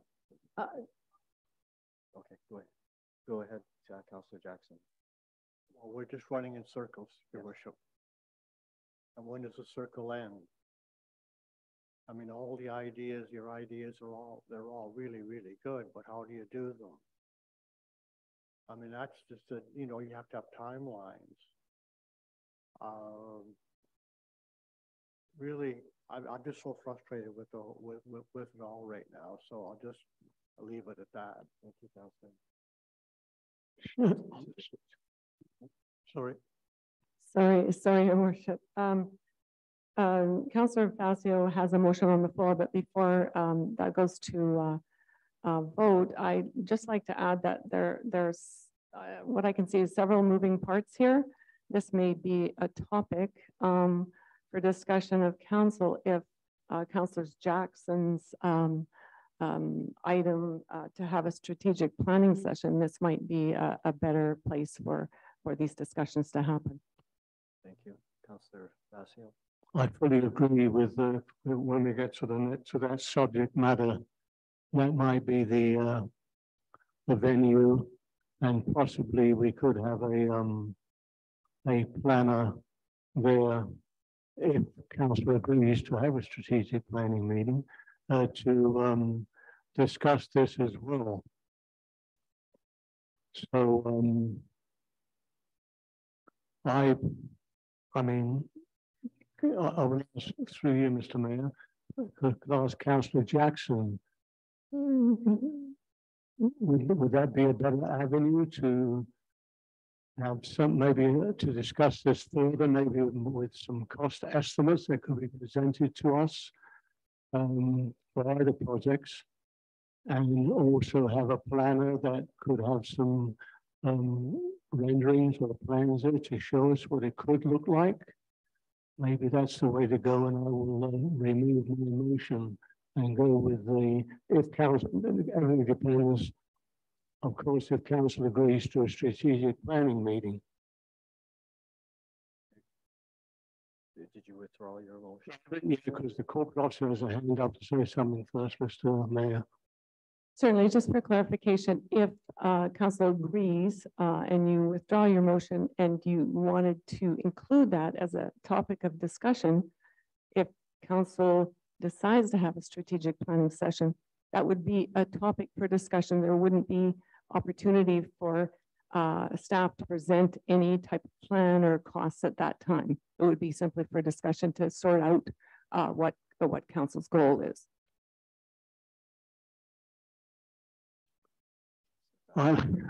Geez, like Councillor Jackson says, we're going around.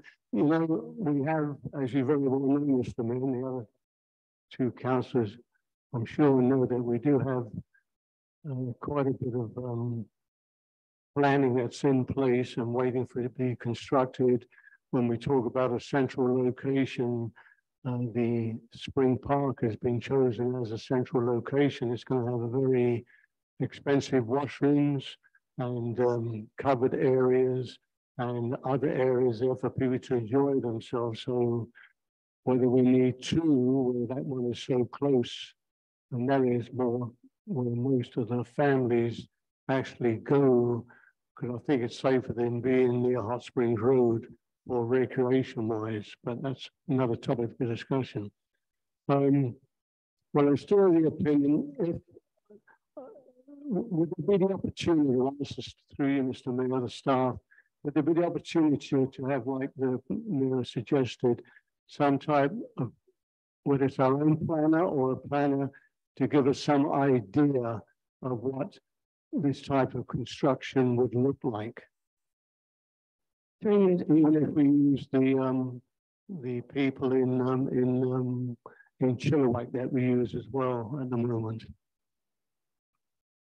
Well, just to clarify, if council wishes to move this topic, because there's so many moving parts to it in different locations, and they wish to have this identified as a topic at the strategic planning session, it would be at that time that council would make those types of directions to staff. We'd have a better idea of what you were looking for. Okay, I'm going to withdraw the motion that it goes to a strategic. Well, when we get there, I can't say that at the moment, but if it doesn't work out that way, then I will present this again at a different forum, because I think it's important that we're very limited. I just quickly, if I may, Mr. Mayor, years ago we did have the minister come here. I believe Councillor Jackson was on council at the time, and we were going to coordinate with the school district for them to build a new school, and we were going to put the civic centre on the school grounds. That was going to then leave the rest to be sold off, which we could have paid for, and we did have the planning company from Chilliwack that drew up the plans with this. And going back on your concerns about every building, as we know, in every municipality, I don't care where you've been, costs money, and it doesn't run at a profit. And I mean, this day and age, I see even our little school has put in solar panels there for power. I mean, that's stuff that would go into a building. I'd arranged at the time for BC the gas people to come in, and they were going to put in all the gas fitments for hot water, economical stuff at no charge. What we were going to pay was the running costs. So there's different grants there to do these things. But that time, as I say, was going to be a combination, and that unfortunately fell through with the province, the school district. They were prepared to give us the land to build a civic centre, and of course they were going to build a new school. And of course, the civic centre would be an extra hall as well for the schools if they wish to use at certain times of the year. So anyway, I'll withdraw, like I said, I'll withdraw the motion, and I'll wait till we get to the subject on the strategic planning. Thank you. Yeah, Councillor Buckley. Thank you, Mr. Mayor. Maybe it might be prudent if we could ask staff to check out. I know you can rent or lease I don't know what the needs are of the office staff other than the visual ones that I can see with the extra washrooms and that sort of thing, how many offices we do really need. But I do know modular buildings are leasable, and they make some pretty nice ones. And I'm wondering in the interim that could be in place, I'm sure very quickly. And if those lease rates were bearable, that might be something we could look at until we go with the big picture here and go through the hoops and then decide what to do and then just turn them back to the companies. That might be something that we would, if staff could give us, I guess, their need list, wish list, and we could go from there and just find out what these buildings actually cost, and we could set them either in the maintenance yard for the time being over in the corner or somewhere close.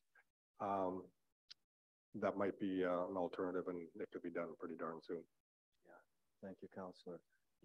Again, I can see something like that, but that all encompasses a space planner, and I think that's the first thing that should be done. That's my thought behind it, and all those options can be looked at with the space planner. That's what they do. That's all they do. And I think that's really where we should be heading. For us to make any decisions on that, it's out of the scope of what we do today, day and day. Was there a motion in there, Councillor Buckley, or?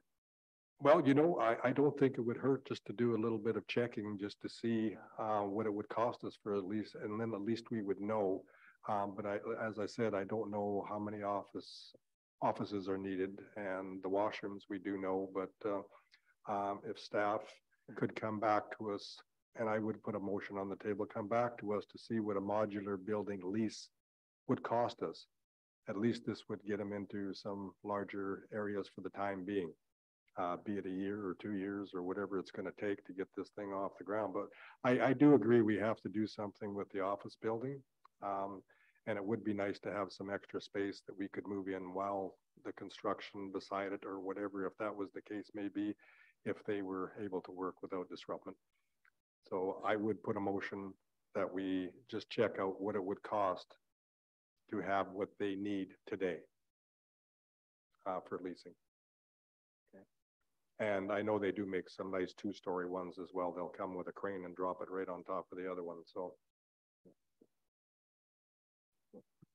Yeah, just for council's clarification, staff isn't looking for any increases to the capacity at this time. We've identified some security issues, and that would be something that would be looking for during budget. But certainly we can do that, but that's at a cost. Councillor Buckley. Through you. If no one is looking, I will withdraw my motion. Thank you. Further discussion on to next item then, strategic planning session. Councillor Jackson, please. I hope this gets better than the last one. All I'm recommending is that council have a 2 or 3 day strategic planning session in order to determine what our priorities are going to be for the next 4 years,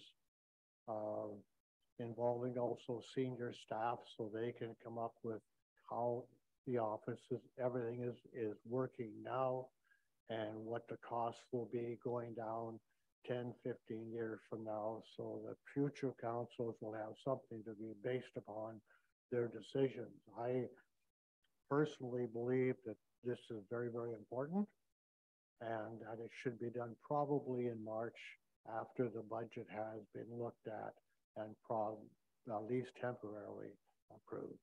Thank you. Thank you, Councillor. Discussion. Councillor Vidal. Thank you, Mr. Mayor, through you to Councillor Jackson. Fully support your view. Councillor, strategic planning is something that is commonly and regularly done at the beginning of a term. We have lots on the table to look at and discuss, and set some goals for the next 4 years. So thank you for raising that, and I do support it. Thank you. Thank you, Councillor Fazio.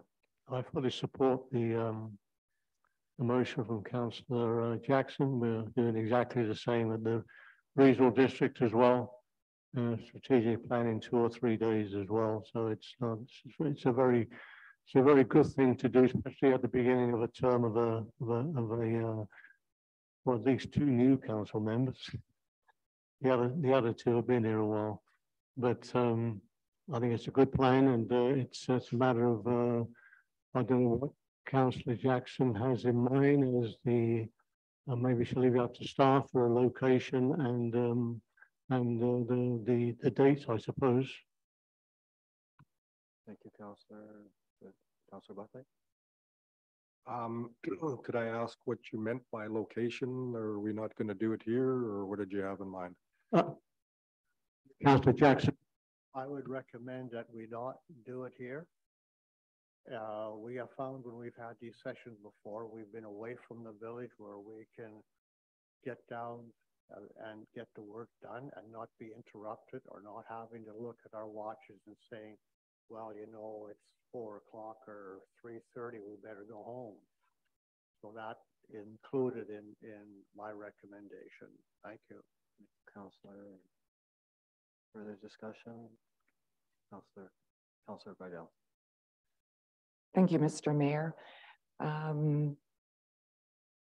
Beginning of last term, we held a 2-day strategic planning session, and it was held at one of the local hotels here. I'm not so sure I agree with putting out an expenditure for a 2 or 3 day outside of the village. I do think that we can accommodate it here. Thank you.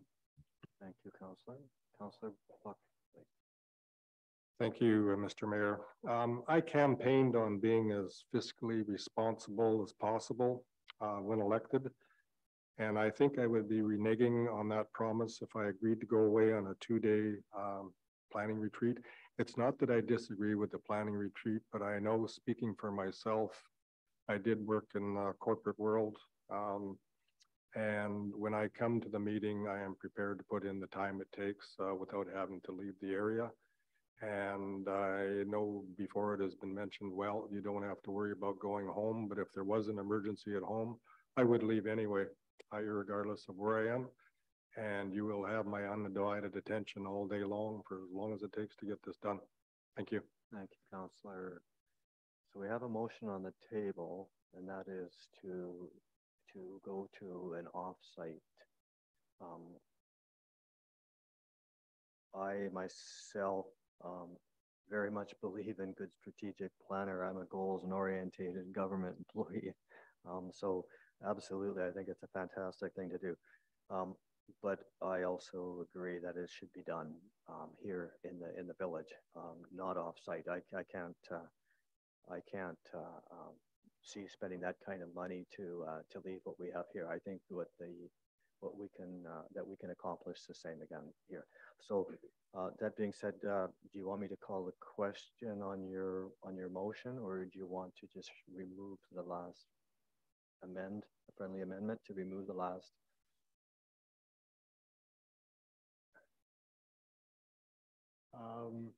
I'm going to leave the motion the way it is. If council chooses to not go away and do it the way it should be done,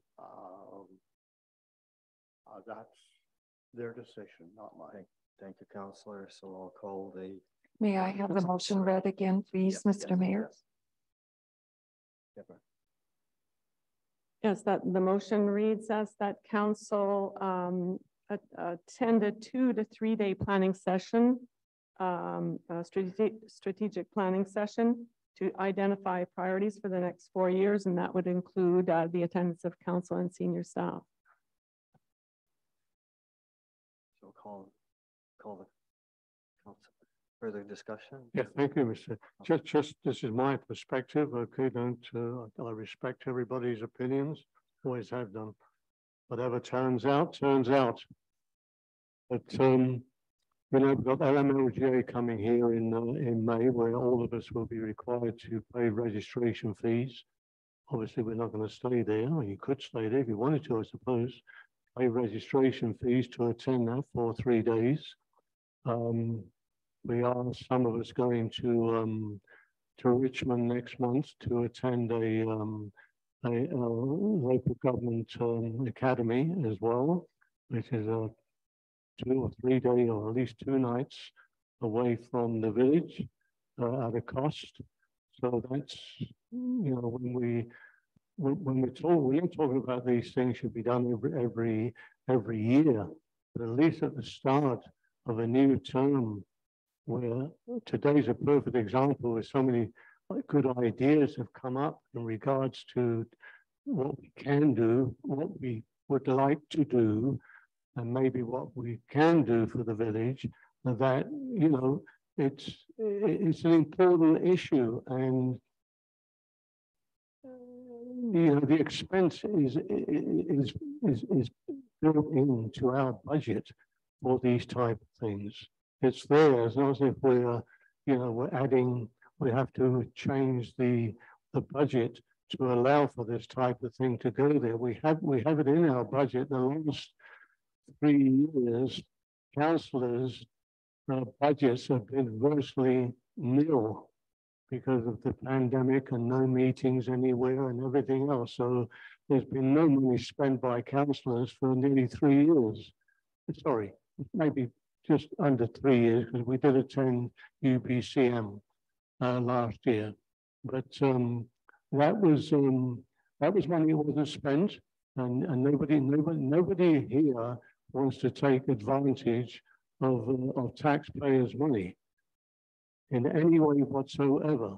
With Councillor Jackson has come up with his idea, Councillor Buckley's come up with his idea, Councillor Vidal, yourself, and myself, and we're going to vote on this. But I just want to say this is the important issue where being away from where you actually are does make a big difference, and we know that when we've been to conferences, or even the regional district, the last meeting that we had at the hotel in Chilliwack. I mean, they could have had that at the regional district offices. They're massive. They could have had it there and brought in a lunch, but no, it was held at a hotel because they considered it to be better away from your workplace. Anyway, that's my last comment. Thank you, Councillor. Thank you, Councillor. I also don't agree that it be off-site. I believe, again, and at the beginning of this meeting, I think it's quite clear that I believe in open, transparent government. Here, people can hear, they can sit, they can listen, and I think that's a huge part of them listening to what we're talking about, and especially if it's a strategic plan. I just think that there's an awful lot of value in the community involvement in that. Councillor Buckley. Thank you, Mr. Mayor. Through you to Councillor Fascio. I guess, Councillor, what I'm saying is I don't know what more, because I have been off site and I have been here, and I don't know what we honestly gain by going off site. I don't understand. Maybe if you could explain that to me, because I am the same person I am sitting here as I would be sitting in downtown Chilliwack or any place else. And optically, I think it is too, with the way Parliament across the country has been acting as of late, spending their $10,000 rooms and something. I think it would behoove us to be a little more tighter purse string, for lack of a better word, and just stay right here. But if you can convince me otherwise, I'm here to listen. I think the idea was, Councillor, I mean, again, I have no disrespect against your comments. Everybody's entitled to their own comments. But the whole idea of getting away is that you get together as a group, both staff and council. And it's a way of uniting each other. And, you know, sometimes you need this, especially with staff and council, to work cohesively together for the betterment of the community. And we have found out in the past, and I've been to several since my 4 terms as mayor, and they've worked out great. They worked out really, really good. And it's, and in regards to being transparent, like the mayor says, nobody's saying don't be transparent. But like I said, we've introduced the social media aspects of this. Even from today's report, it's just a committee of the whole. This will go to a council meeting again to be discussed. Anything that we discuss comes to the public eventually. These strategic planning meetings that we have at the regional district, they won't, they're discussed and then they're brought forward at the next regular meeting for the public to listen what we've discussed and what we're proposing. But what the mayor was saying earlier on was, at some point, which we've done here, we've done it several times with open houses, we should have an open house if we're going to start saying this, and that, build this, or change that zone, or change that area to a different build, whatever. That's fine. We've done this. We've done this with the plans for the beaches, for the parks. Over the last 4, well, you've been yourself, councillor, you know, we had a public meeting here with some 150 people attending, I believe, at one time. But I don't think, in my mind, I'm transparent. I'm hiding nothing from the public. Anybody wants to talk to me, to discuss anything with me, to ask me, why are you doing this? What are you going to do it for? I will explain this to them. And I said, yeah. And from that, we will come back with an answer. Yes, we're going to build this building, or no, we're going to use the 1 acre on the Coons Drive, or we're going to do another location. I said, this is what was discussed by the council. So I'm open to any discussion with anybody. I'm transparent. I've been this all my life, 24 years on council. And I see no reason, because it's done by so many other communities that do this. I know the Chilliwack Council, they just come here to Harrison just to discuss their budget,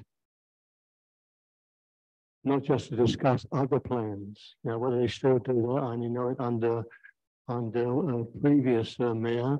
That's he used to come every year to discuss their budget at the Harrison Hotel. Good for us for business, you know. But anyway, that's my explanation. I think it's a matter of getting together with council and staff. If there's an opportunity there to mingle, get together, to discuss things openly, and maybe iron out a few things between individuals. So if that's an answer for you, I don't know if it's a good answer, but that's the only answer I've got, councillor. Thank you. Councillor, sorry, corporate officer. Sure.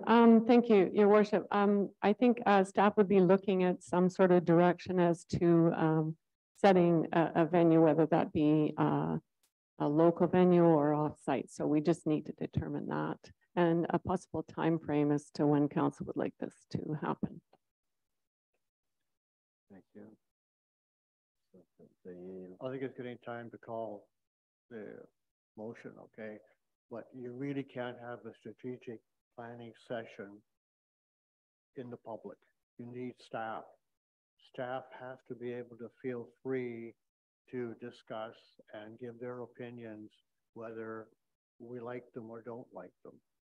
We cannot expose, we cannot put them in that situation. This is serious business. It's got to be taken that way.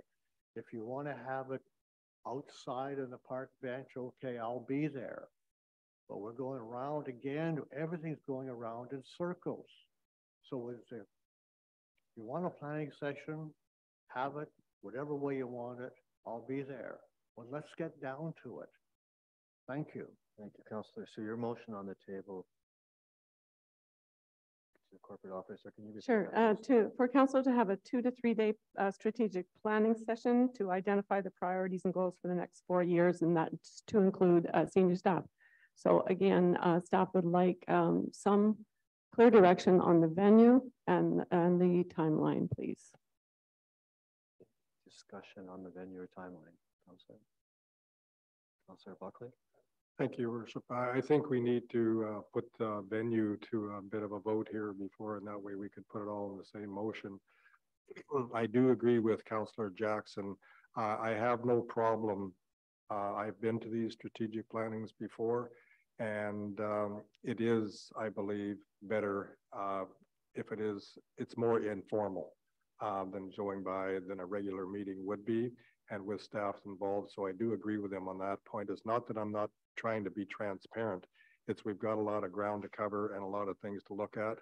And what we bring out of that meeting is definitely made public, but it also gives the opportunity to be a little more candid, I guess. And so I would be in favor of that. And I would also, if there's an amendment to that, I would be in favor of a local venue. If we want to put that in, but if Councillor Jackson wants to leave his original, it's not stating where it is with that motion that's currently on the floor. So if he wants to change that to put it away, that's fine, or make an amendment to a local venue. I'll leave it with him. Thank you. Thank you, Councillor. Worship, I think it's important that council vote on the motion that Councillor Jackson's put forward, because it's simply to set a strategic planning session. And then if one of the council members wants to put a motion on the floor for the venue, that we can deal with that separately. Okay, any further discussion? Call the question. All in favor? Passes unanimously. Next item. Sorry. One more, if I could, Mr. Mayor. I would like to put a motion on the table to follow that we have the strategic planning at a local venue. Discussion.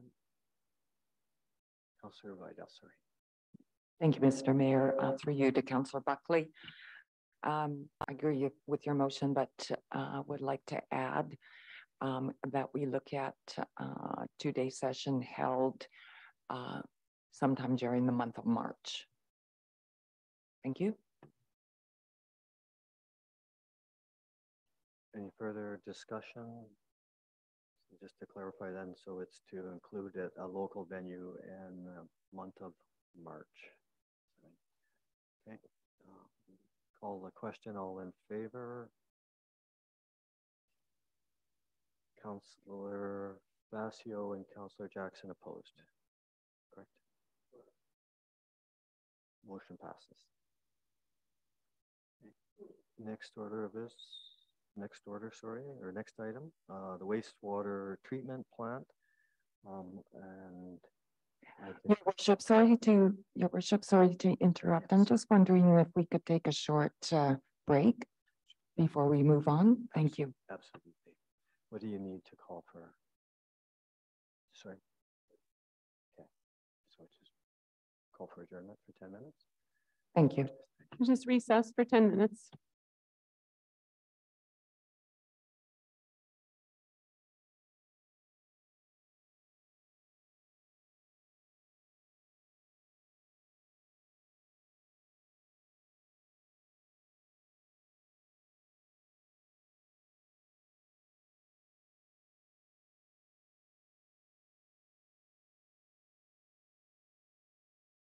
All right.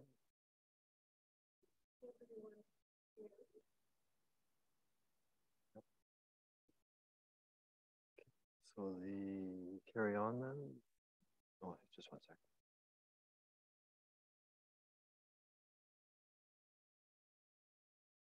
Within 10 minutes?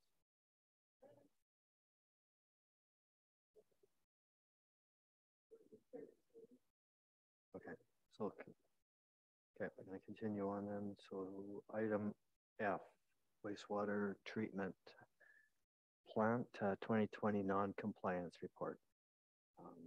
So my motion is as follows. I've read it out before, but I'll read it again. And so in 1 month, in January 2020, there were 5 occurrences when the wastewater treatment plant was discharging at over 100% for legal capacity. Excuse me. In fact, at 123%, and in non-compliance. In just 1 occurrence, pumping in excess of over 548,000 liters of untested sewage into the mouth of our pristine lake. And with increased development, we need to have smart development that will not overload our wastewater treatment plant, such as gray water reuse for water closets, use of ponds to hold stormwater to reduce peak volumes. Be it therefore resolved that for staff to receive professional engineering, good infrastructure techniques required for new development and our increased development, ensuring our wastewater treatment plant is in compliance with the requirements of the province of BC environmental rules, and the report back to council with the recommendations to be included in our draft OCP. Any discussion? Any discussion? Councillor Jackson. Yeah, sure. Worship, I was on council when Mayor Fascio at the time was able to get a $3 million grant.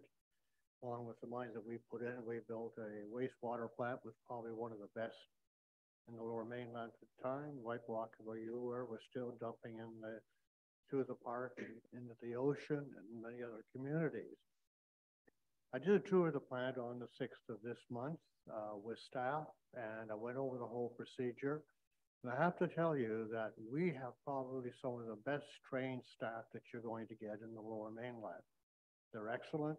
The whole building is clean inside. I went through the whole process. We saw the effluent that's coming out, the whole thing.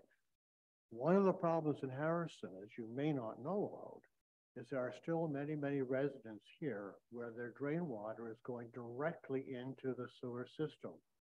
So at times we are processing a lot of water through the system that shouldn't be there, but how do you deal with that? I think it's very disingenuous to suggest that we do not have the people to monitor and do what they're doing. They are very, very dedicated. They're there all the time. And the same thing with the water treatment plant. They do not need what you're suggesting, Your Worship. They're there, they know it.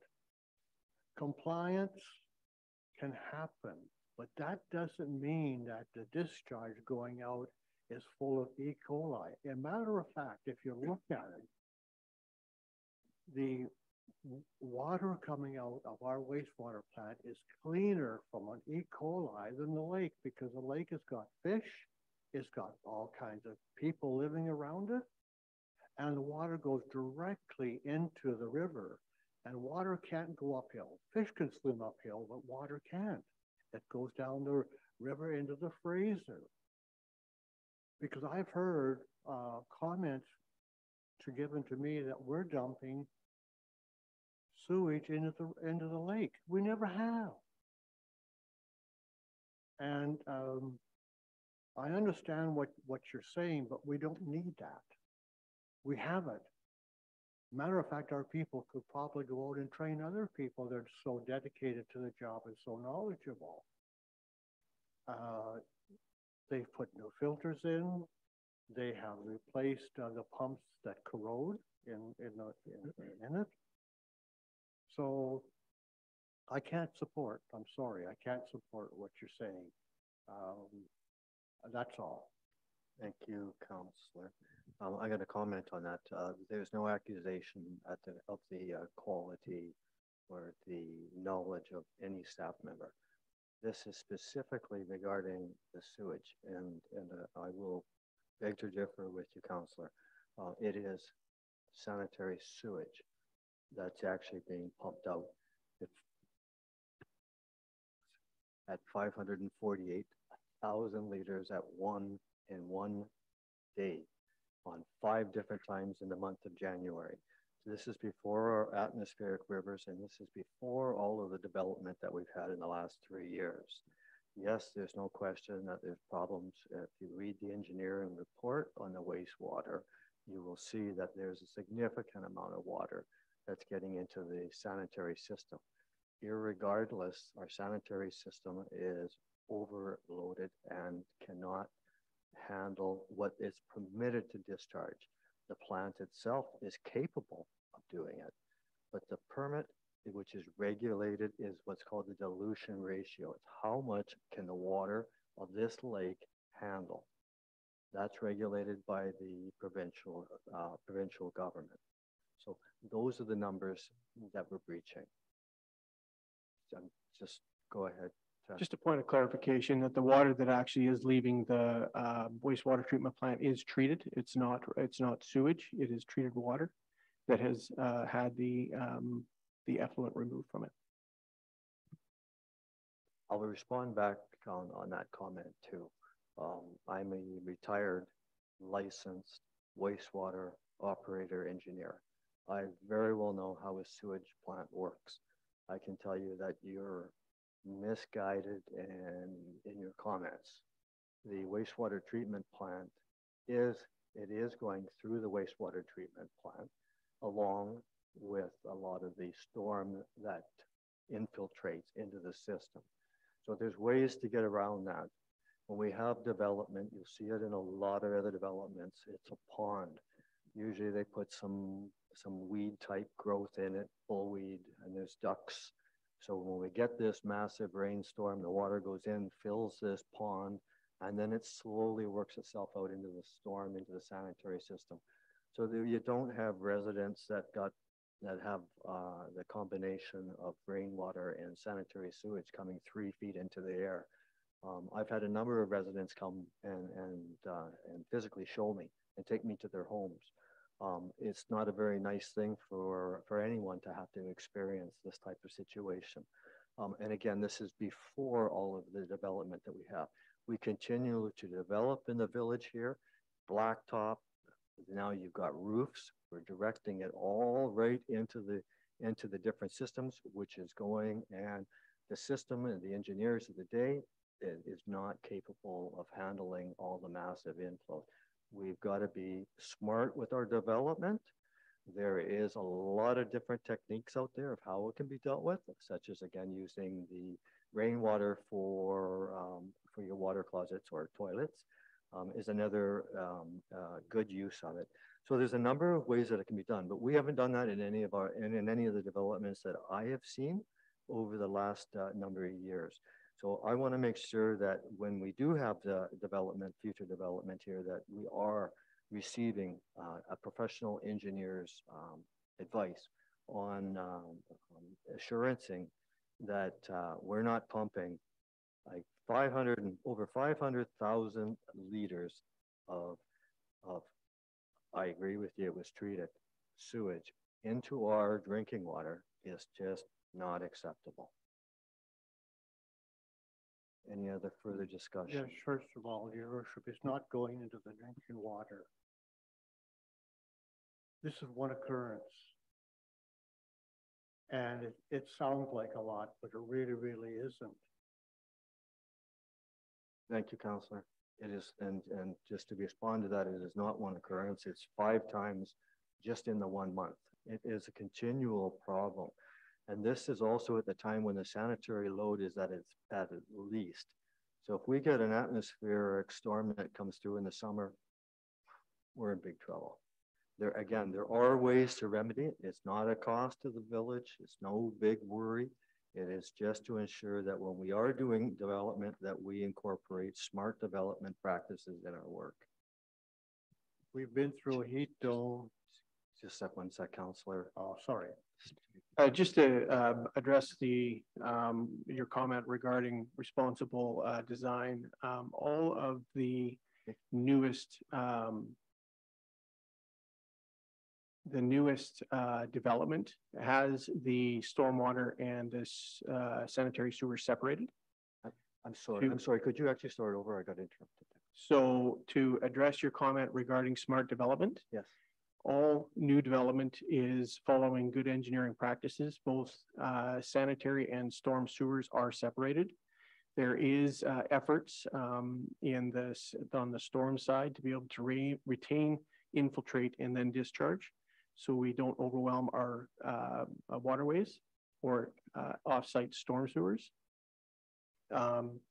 So to say that new development is discharging storm water into our sanitary system is not correct. It's actually, it is existing development areas that are underserviced by storm sewer. So if it's council's desire to expand our storm network to be able to accommodate storm in areas where people are currently pumping their sump pumps into our sanitary sewer, by all means, I would certainly support that. Thank you. Just for clarification, I never did say that the new developments were pumping their storm into the sanitary.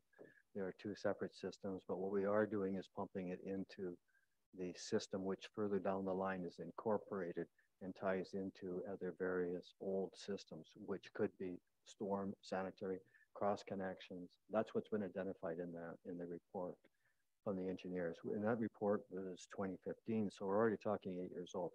So that report needs to be brought up to today's level.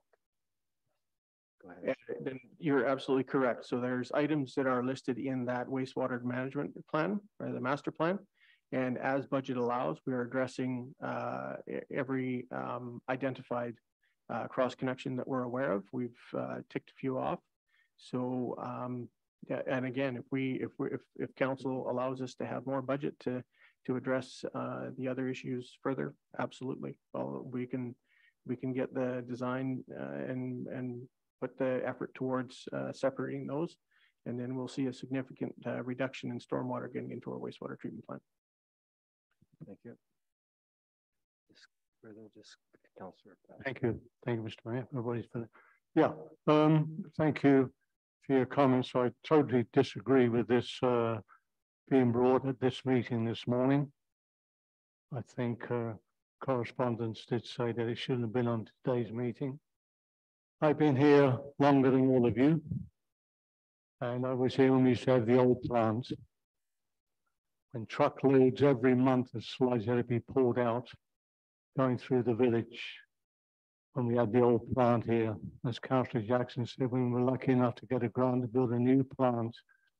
I think, with the respect, Mr. Mayor, is that council,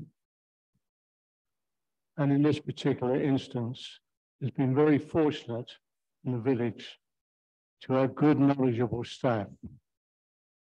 As Councillor Jackson said, you've got credited people who are running our sewer plant.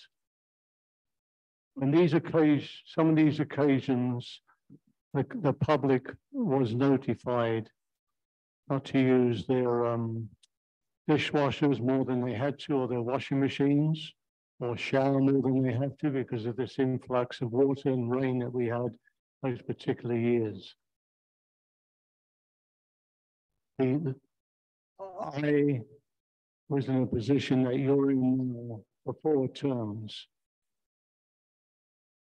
and I had complete faith in the staff that I had, and I think there's a lesson to be learned here that you should have faith in the staff that you have to give you the information, and everything boils down to money. We spent, I think, the year before last, $80,000 or $90,000 in new filtration for the sewer plant, as we've done with the water plant. This money has come from DCCs through development, no taxpayer money. DCCs. I mean, to say that we're overdeveloping and the sewer plant can't keep up with this. When I came here, there were 500 people, nothing. There was nothing. Basically, the village grew. Well, it wasn't built for the growth, but it managed. We got it replaced. Same with the sewer plant. The sewer plant can, I mean, when you're dealing with these situations, you have to look at the regional growth strategy plans that the Fraser Valley put together. That's in conjunction with discussions with our own staff when they're doing this. What's our population growth going to be in 2030, 2040, and that sort of situation? They're all estimates, we know this. At certain times of the year, when the sewer plant is hardly being used. Like I saw the staff a few weeks ago, it says, so without so many visitors in town, it's not used that much. But to suggest to the public that this has happened as if nothing was done about it, nothing can happen without permits from the environment to do this sort of stuff. This is not just a one occasion, it's happened on the odd occasion because of the amount of water that gets into the sewer plant. We did a major on Ramona there before the subdivision was done, where there was a breakage in the pipe because we had the camera that showed us, and all this water is filtering into the wastewater treatment plant. And like said earlier, there's so many homes, old homes in the village that connect their downspouts to our, not storm drains, but to the sewer system. And that's overloading as well. It's not new construction. And like Mr. Tyson said, before anything is carried out, an engineering report has to be done. So what I'm saying is, let's have some confidence here in what we have. We're very fortunate to have the sewer plant that we have, the water plant that we have. We can take on quite a bit of construction yet to get this village up to where we can be sustainable. Thank you. Thank you, Councillor, and I'm going to respond to that. Once again, I have made no comment against staff. Your staff are accredited, licensed as required by law. I'm talking not about the potable water plant, I'm talking about the wastewater plant. The wastewater plant in the month of January 1st, January the 7th, January the 8th, January the 30th, and January 31st, 2020 exceeded and was in non-compliance with the environmental compliance of the province of BC. It's unacceptable to be putting sanitary sewage into our water. Further questions, discussion? On the floor, Your Worship. Yes, I'd like to have that motion called, please. Call the question. All in favor? May I hear the motion again, Your Worship? Thank you. Sure. For staff to receive professional engineering good infrastructure techniques required for the new development and our increased density, ensuring our wastewater treatment plant is in compliance with the requirements of the province of BC, environmental rules, and to report back to council with the recommendations to be included in our draft OCP. Go ahead, Councilor. Quick question. Yes. Do we have any idea, this is a study that's going to be done, or is this just an engineering report? Is that what I'm taking from this? It's just an engineering, it would be an engineering report. Okay. So I called the question, so all in favor? Councillor Buckley, myself in favor. Motion fails. Councillor Vidal, Councillor Facio, and Councillor Jackson opposed. Okay. Next item is the local government carbon action plan. Your Worship, I'd like to make. Sorry, Bishop. Just to clarify, just on the agenda face, that should read the local government climate action program. Thank you.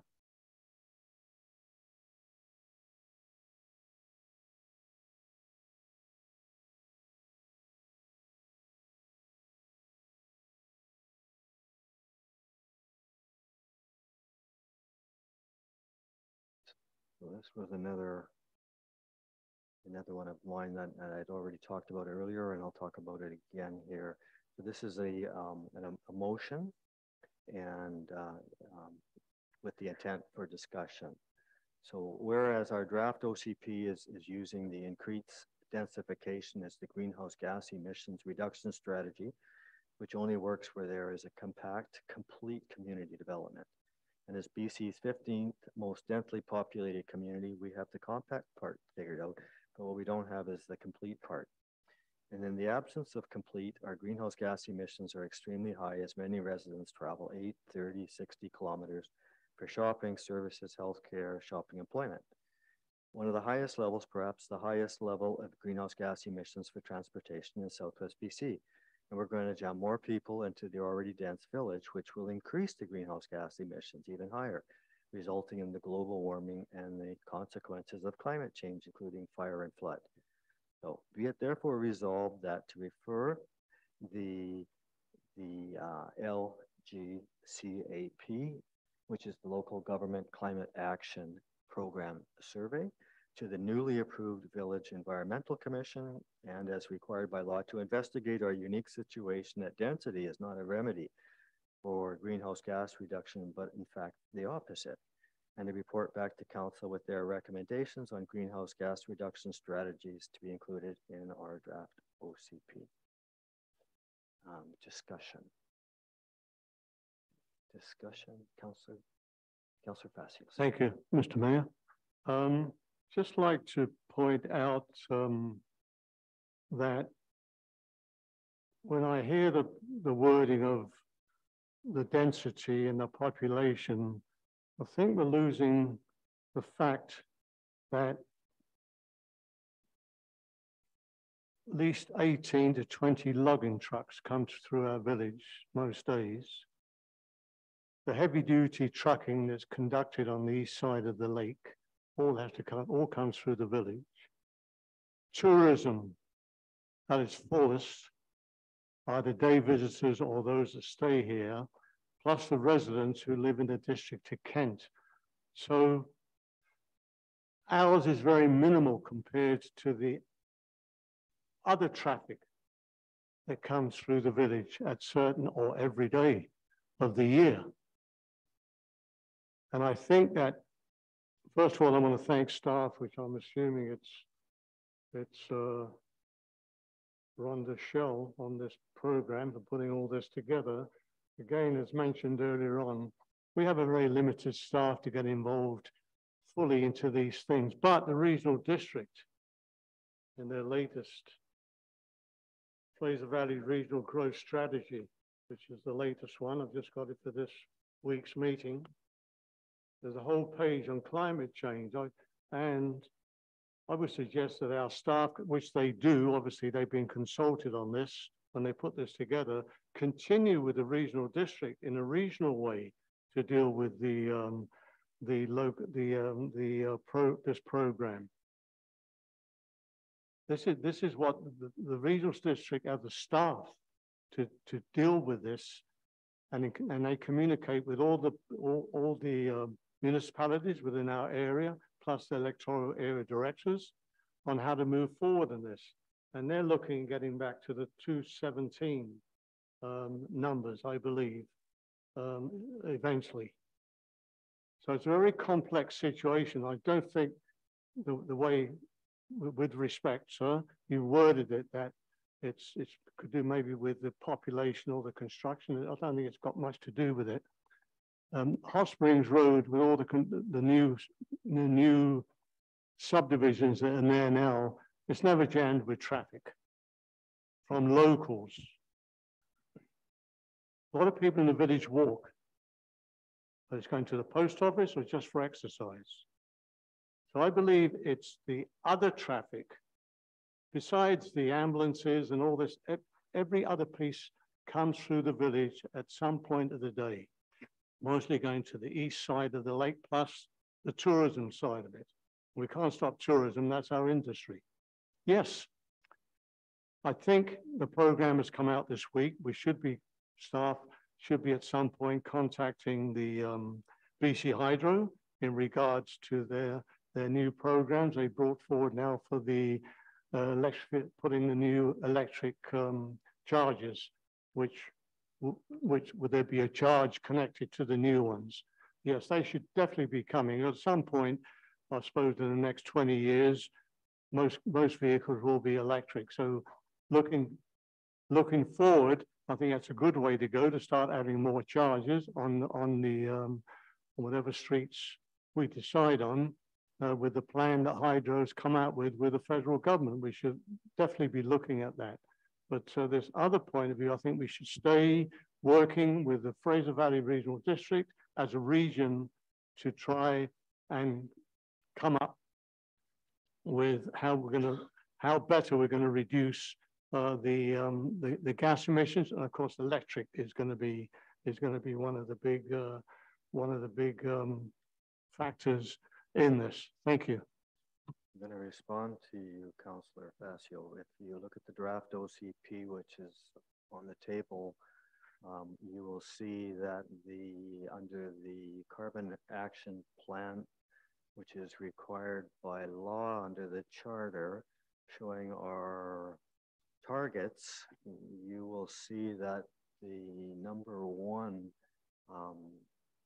target of reducing the carbon according to our OCP is to increase the density of the village.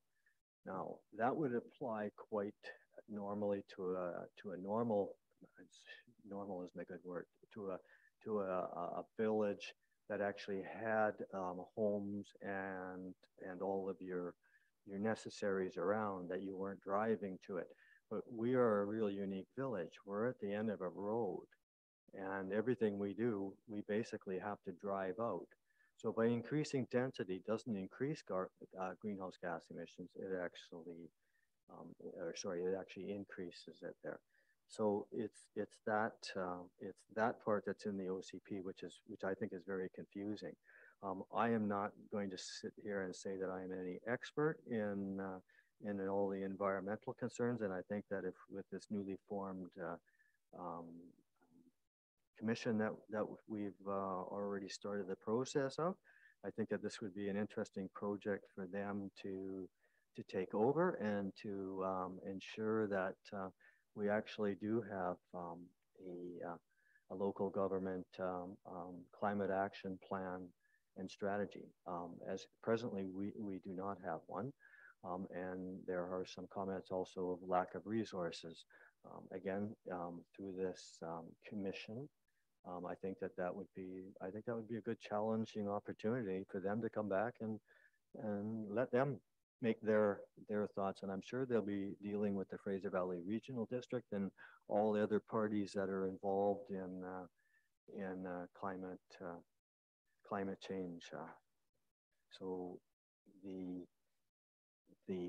concern that was on this survey is that staff were still waiting for direction from council that they to actually implement this plan.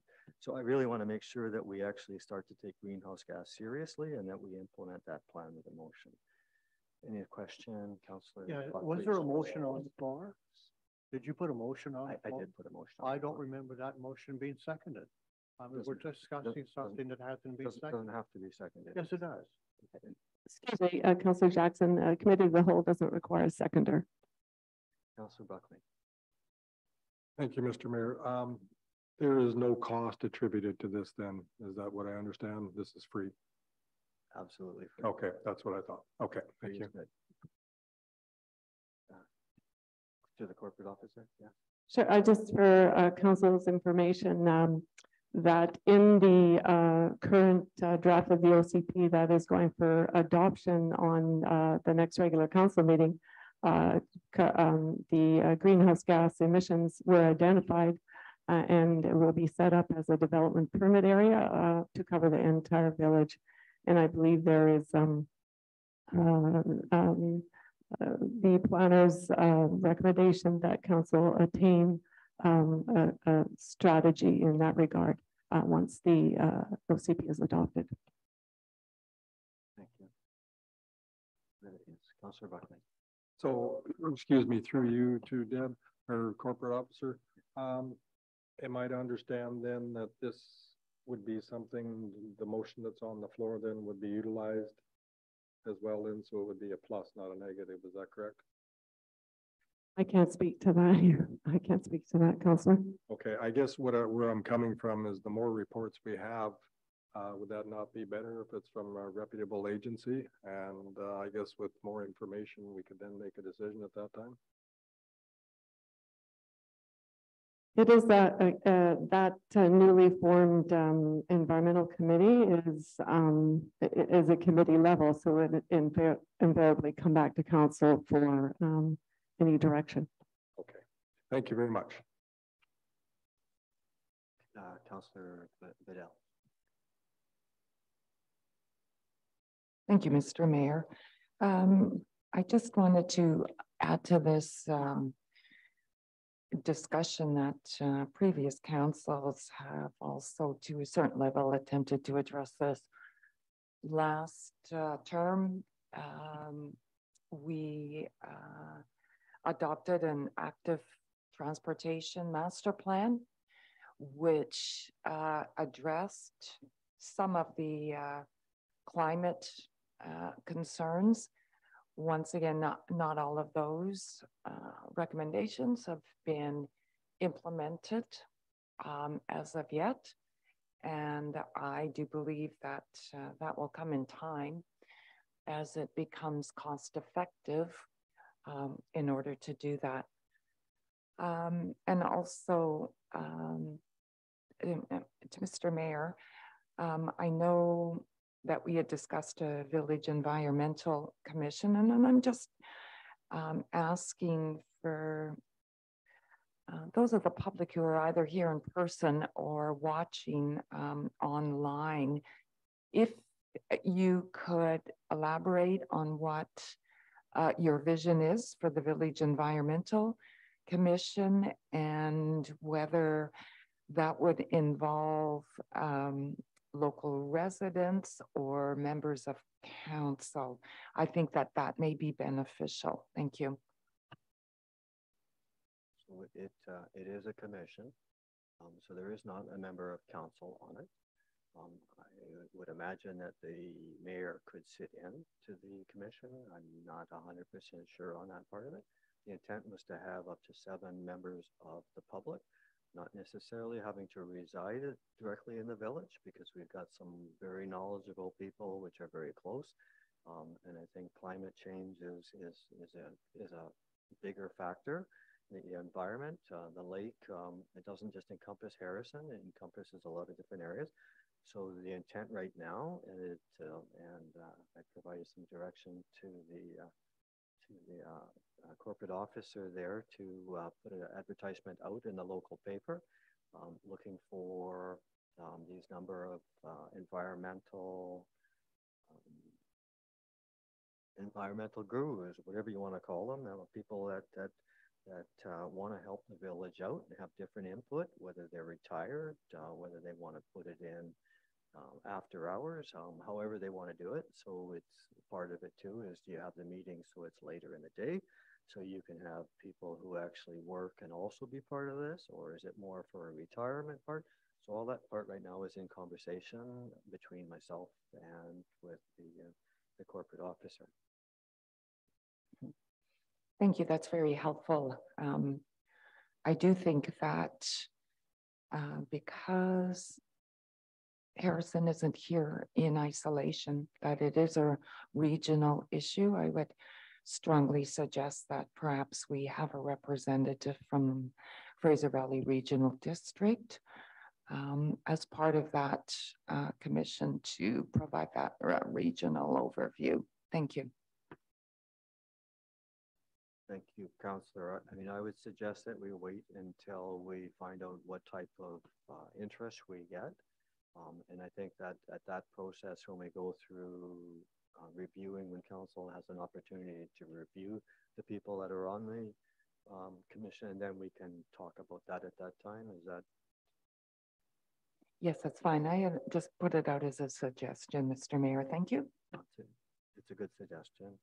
Any further question on this? Okay, so I'll call the question. So all in favor? We have the motion read again, please. Yes, you can.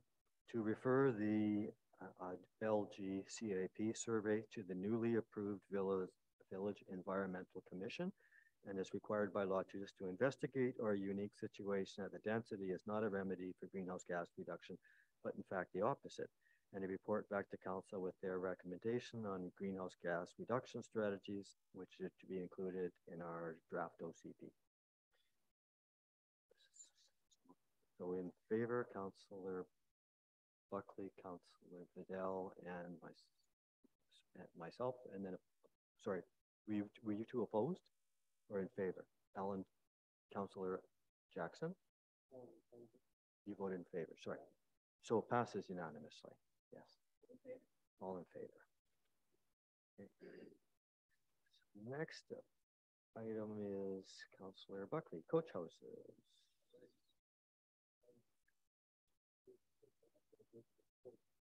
I will try and keep this as brief as I can, but it is very important to me. Coach houses, or carriage houses, whichever you prefer. Size, parking, height restriction, the size of a lot that it will be erected on, should not impact the bordering neighbors' lots, etc. These are all factors that I think we need to look at going forward. Neighboring residents should have a reasonable expectation that their existing environment / living space should not be in danger of changing dramatically by the construction of a neighbor's coach house. These are just a few of the things we need to assess going forward. And I had these brochures printed up by staff that I received. This from Kamloops, which a resident had sent to me. And there's a lot of good information in these brochures. And if you turn to page 4, close to the middle, a little bit below where it says garden suite, it says it has 80 cubic meters or 861 square feet of maximum floor area on a 1-story building. And that is something, and we need to discuss this, but that is something that I would be in agreement with. Also, if you go to page 6, you can see that the principal building, this is right at the bottom, the last sentence, the principal building, garden or carriage suite, and all other accessory buildings together cannot cover more than 40% of the total lot area. And then on page 10, there is a picture taken there of a carriage suite, garden suite, I guess, if you will, behind the major house. And that is something that I am looking to have it so it blends into the neighborhood without causing discomfort to anyone. But the brochure is really worth having a look at. And I will finish this. In my opinion, this type of structure would be a much better fit for our small community. I'm not looking for a decision today, but I will be putting a motion forward to stop the 2-story coach houses from being built as soon as possible. We can then take the time to evaluate what is the best course of action going forward. And what I would like to do is just quickly ask the corporate officer what would be involved, because I know it comes under a bylaw, if I'm not mistaken. Zoning, yes, the zoning bylaw. And what would we have to do to cease and desist until we come up with an action plan going forward to replace it with something that we could come up with? Thank you. Yes, through your worship, to Councillor Buckley, what I suggest is this is maybe a good opportunity to invite Mr. Cossey to say the next COW and provide a Planning 101 session that gives council an update on the current processes that are in place for the village. And at that time, if council wishes to make any amendments to the zoning bylaw, this is where you would do that. Currently, I know there is provisions in the zoning bylaw for coach houses. So if council is seeking some changes, certainly you can discuss them at that time, but that would be my recommendation, is to invite him at that time. And that's on the 27th of January. That would be in the afternoon. Okay, thank you for that. Would it be possible then to put a hold on the zoning bylaw with regard to the carriage houses or coach houses at this time? I'm sorry, you cannot stop any development that is in place, and because it's in the bylaw, those changes would have to be made as an amendment, and we'd have to go through a public hearing process as well. Okay. Yeah, interject there. It's my understanding. I think what you're talking about is not zoning, but the actual draft OCP amendment. Yes. So we're not talking about zoning. That's correct. Thank you. Sorry, just for clarification, I was speaking about zoning bylaw. That's correct. But also, if it was in the OCP for the sizes of whatever, would that be possible at that time to have that put in there? So speaking to the planning, coach houses are not driven by the OCP, they're strictly a zoning. Okay. If they, what, I guess you said we have to have a public hearing in order to change the zoning bylaw then for the size? Any amendments to the zoning bylaw will require a public hearing, yes. The OCP is on the agenda for Monday, and the planner will be in attendance. So if you have any questions at that time, you could certainly speak to him before the meeting. Okay, thank you. I asked then that I be put on the COW meeting for January the 27th, and I will talk to him on Monday as well. Can I suggest that we talk with them on, you talk with them on Monday first before you set that? Okay. Yes, I will do that. So there's no motion on the table at this time? Not at this time because my hands are basically tied, but I just wanted to bring it all your attention. And like I say, if you read through the brochure, I'm sure you'll understand what I'm talking about. I had, when I was canvassing this time, a lot of people in objection to the ones that we've currently let build. And I would just like to have something that fits into our village, that just fits in, I guess, lack of better terminology. Thank you, Councillor. I'd like to respond to that too. I think a lot of concern that I've been hearing is coming from the draft OCP with the concerns of the area that's basically eliminated R1 and R2 and just created it as one land use. And that allows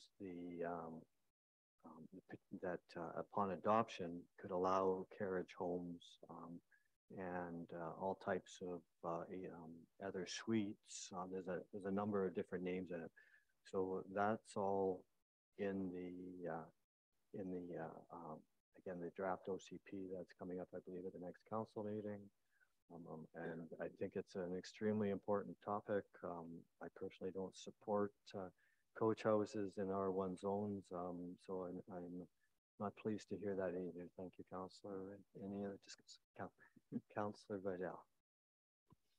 Thank you, Mr. Mayor. I'm glad to hear that Ken Cossey will be attending our next committee of the whole. I think we also, and hopefully Mr. Cossey will be able to update us.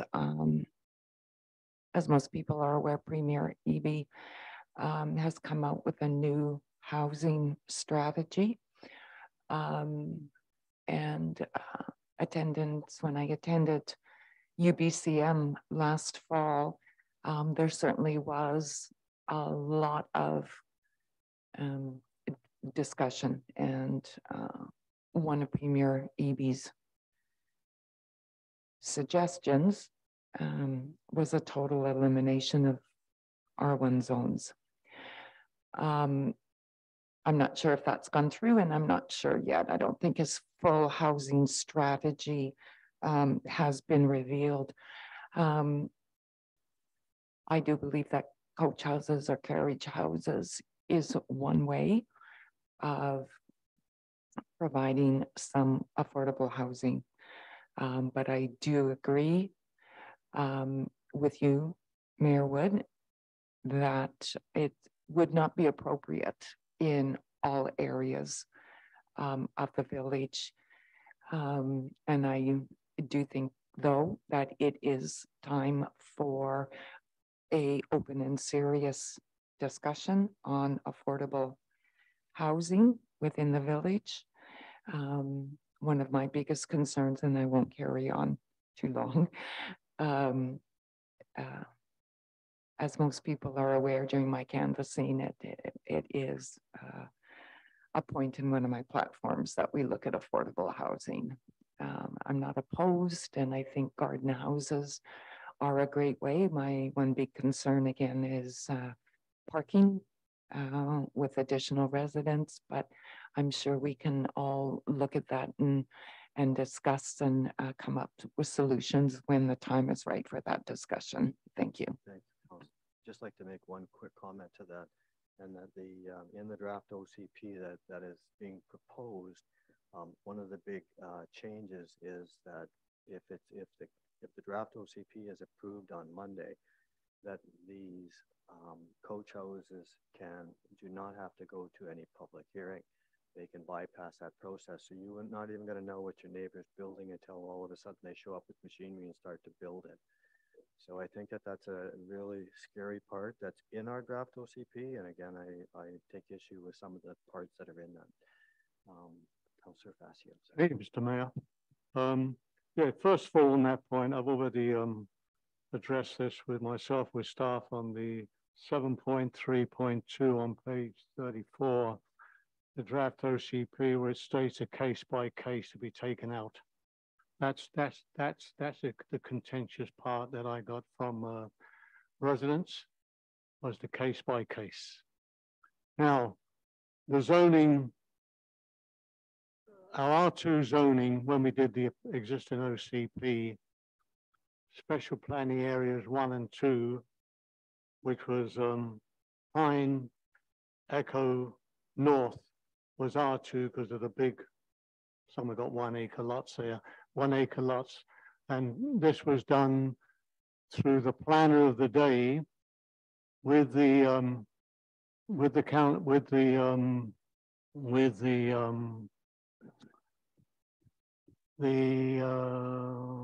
APC and also residents from both of those areas were asked to form a committee with the APC of themselves with their concerns.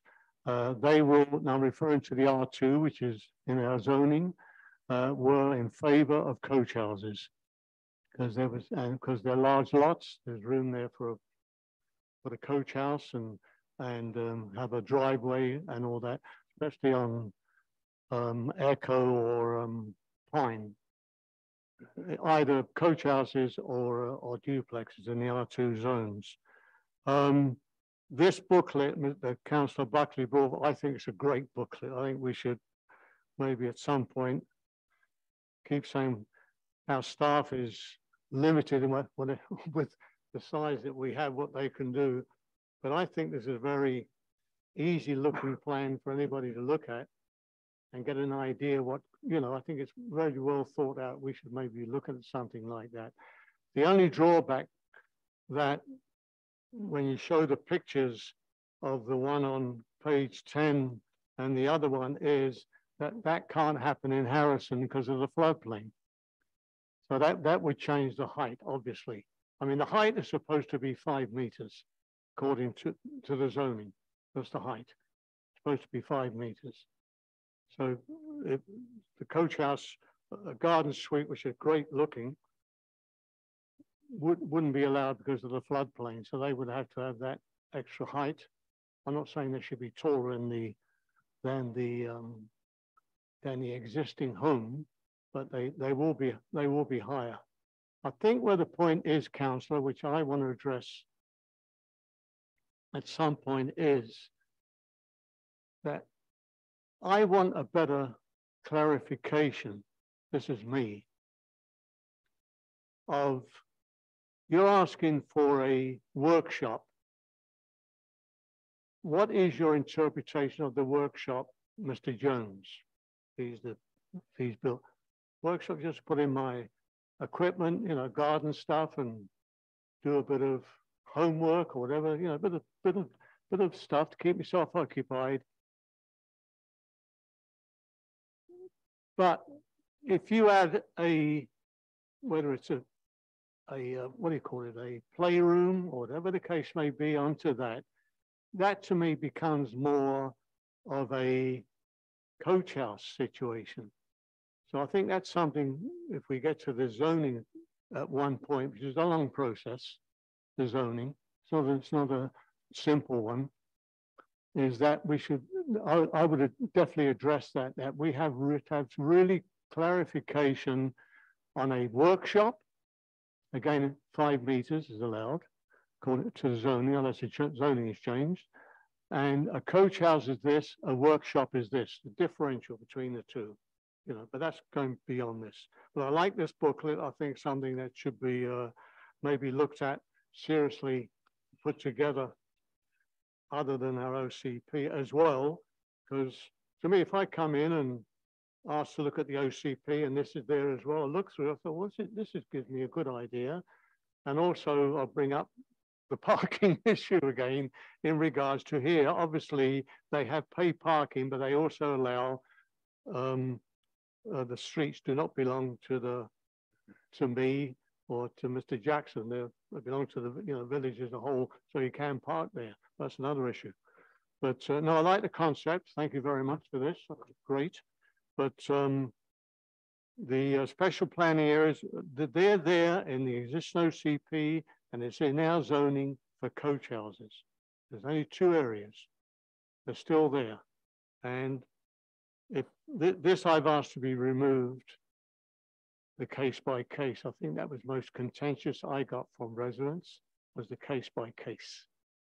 Because that was going to be left to council to make a decision. If that's removed, well, everything stays the same as far as I'm concerned. You can't build a coach house behind Councillor Jackson's place. But different people have different interpretations of this, obviously. I think I've answered all my, floodplain zoning, OC, Thank you, Mr. Mayor. I have a different interpretation, and the other part is about the OCP, but I think we'll discuss that at the Monday night meeting with the OCP. And again, it's the not just the coach houses, it's suites.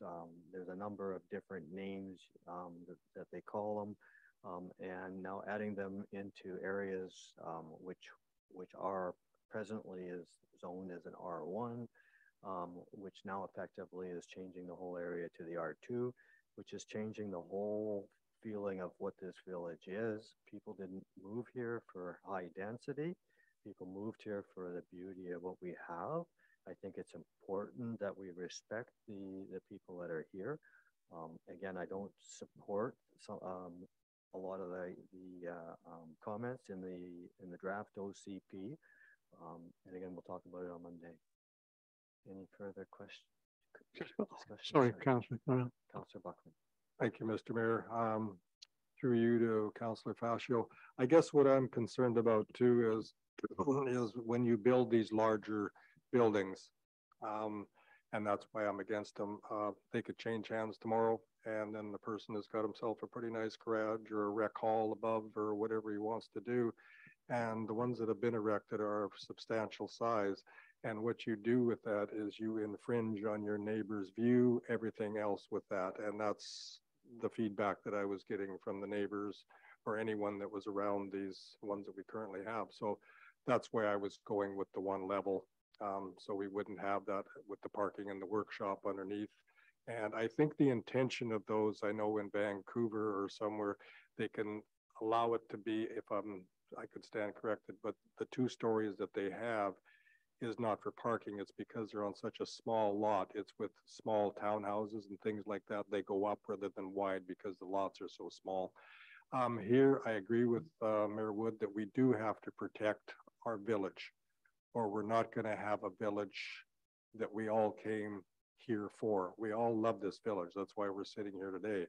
And I do believe that we have to be really careful what we let happen going forward. And that's why I brought this to us.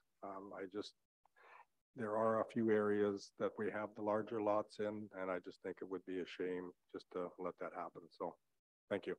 Thank you, Councillor.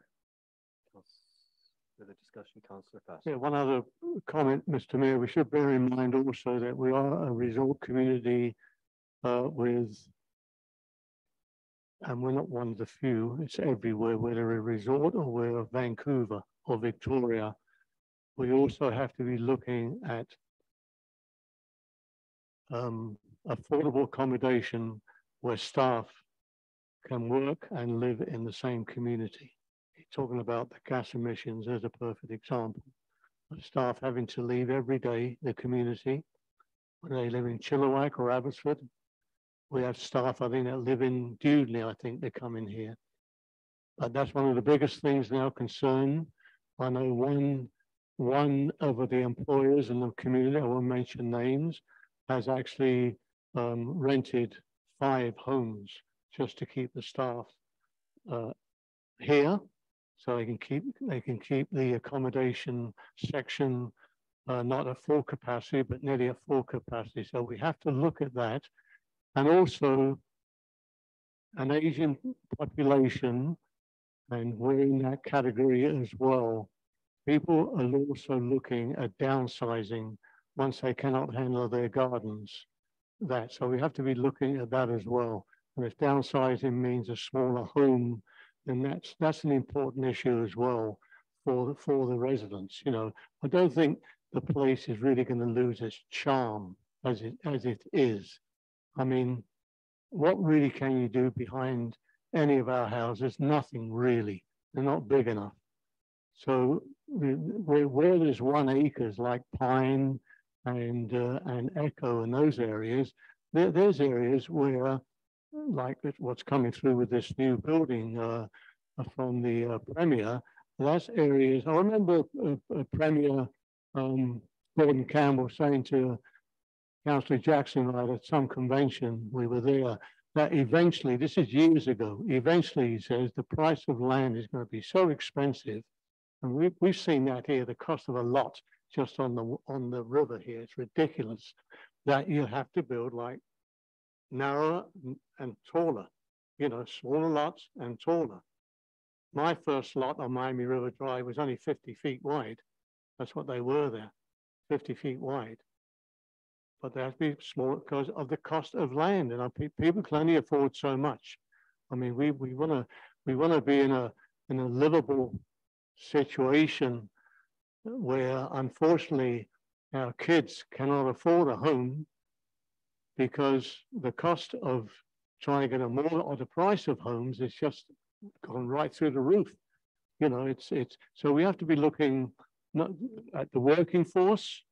We are a resort community. That's our only industry, is the people that come here to stay here, who pay the taxes, the hotel tax, or the pay parking, whatever you want to call it, and the businesses pay the taxes to the village.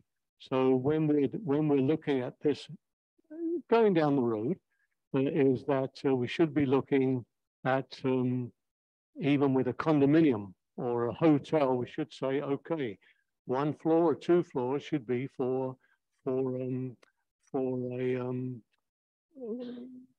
workers who are working in the village, instead of just being total, you know. But again, this is something I don't want the council to forget, that we should be thinking also of the workforce. If they stay here, they'll buy stuff here, they live here, which is good for the community. And it keeps the economy going in the community, especially in the accommodation industry. Thank you. Thank you. Thank you, Councillor. Do we have a motion on the floor, or what are we doing? No motion, just for discussion, Your Worship. We're just going to the next item, last item. Councillor. We're not making any headway. Nothing. I mean, we're an awful lot of conversation, but that's no action.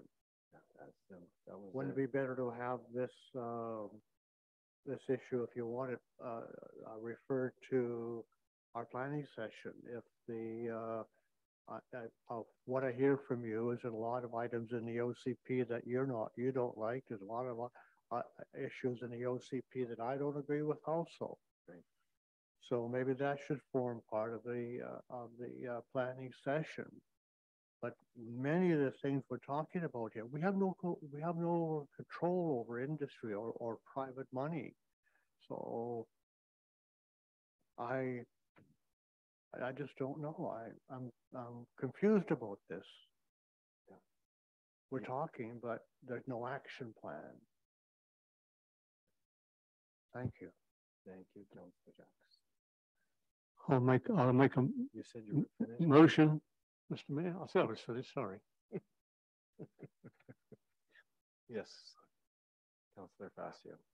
I'll make a motion that we've had certain subjects been referred to the strategic planning meeting, from this morning, and that the coach houses or anything else to do with the zoning or building or the development go to the next planning meeting that Mr. Cossey is going to be at, which I think is, you said the 27th, corporate officer? Your worship, through to Councillor Facio, I had suggested that council may wish to invite Mr. Cossey to the next COW meeting to provide Planning 101 to give council an update on the development procedures bylaw, because it has been updated. And at that time, council is free to discuss with Mr. Cossey these type of issues, and then they're in a better position to move forward with any amendments they'd like to see with the zoning bylaw. That's my motion. I'm going to comment on that because that's regarding the zoning bylaw, not the OCP bylaw. So the OCP is coming for final reading on Monday. So all this discussion is going to happen after we've already made the decision for final adoption, and that's what's scary. And you know, you've got 3 of us councillors that weren't even part of a lot of it. I think we should just have that discussion Monday at the OCP meeting. Okay, I was just thinking, I'm referring to the zoning, which is a separate item. Yes. That could be, and I think it's important that we had this. He wrote a very good booklet on it as well, Mr. Cossey. It's important that there are 2 new councillors here, that he should do that. And Councillor Buckley has other questions to do with the residential development, which is very important as well. So I think I think that we should have a separate meeting with Mr. Cossey to iron out some of these different areas and let him explain exactly how the process is carried out, what we can do. And it's all going to end up, I suppose, going to eventually to a change in the zoning bylaw. So I'll still leave that motion there. So, excuse me, Your Worship, staff doesn't really require a motion. I just need some direction, and I can certainly invite Mr. Cossey to the COW meeting on the 27th, if that is your wish. I don't. There's a motion, or No, you don't want a motion? Fine, then we'll. I'm giving. Can I give directions to staff?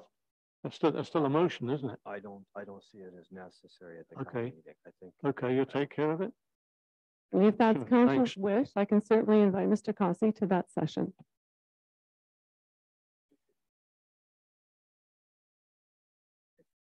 No, Councillor Buckley had his last item that he added 2 memorial benches. Excuse me, Your Worship, I thought the community garden was on as well. Was there not an? Facio was said to put that over to the next. Sorry, I missed that. Thank you. Community garden and parking, I think was the other one, Councillor Facio? Yeah. Yes. Okay, thank you very much. I would like to go through you, Mr. Mayor, to the corporate officer. Could you explain to me, and I know this is short notice, if not, I will take it to the next one, but what is the procedure on memorial benches? The time frame, how much does it cost, and what kind of revenue do we get off of each bench? I guess is what I want to know, because I did hear from a few people that they're losing their bench and they're quite concerned because their bench with their loved one, the time is expiring or expired, and they've had their plaques taken off there. So that's why I'm asking. Certainly through you, Your Worship, to Councillor Buckley. And the memorial bench recognition policy is a council policy, and Rhonda, our community services manager, looks after that program, and she could give you a brief overview. Go ahead. Thank you, Your Worship, through you to the rest of council. The Memorial Bench program has been going on for over 20 years. And in that time, there's been, I think, 5 different policies with different tenures and different requirements for the program. So each bench is treated separately under the policy in which it was sponsored. Some of the policies have a 20-year tenure, some have a 10-year tenure, some have no tenure, it only is supposed to run for as long as the bench can be maintained under the amount it was sponsored for. So it's a very complicated program. Currently, the policy is 10-year tenure, and each bench that expires has an opportunity to renew at the existing location under the current policy. So as they come up for renewal, people are given approximately a year to make that decision. We do not make profit or generate revenue through this program. It is strictly cost recovery. We, I think, have about 70 benches in the program right now. Thank you. What is the cost of renewing? Approximately $3,000. Okay, and what does that get you then? Is that a 10-year, 20-year? The current policy is a 10-year tenure with that gets a bench and a plaque. Okay. And you say these costs cover the maintenance and whatever else there is to do, purchase of the bench, I'm guessing? It's supposed to cover the maintenance for the 10 years, but approximately $300 of that amount, it goes towards maintenance, is very, very minimal. Okay. I have heard from a few people that when it comes time for the monies to be paid, and I knew it was in that area around $2,500 or $3,000, that they just do not have the money to pay for this. And I think it behooves us as a village to take that into consideration. I mean, you know, if we were to accommodate them and say, you know what,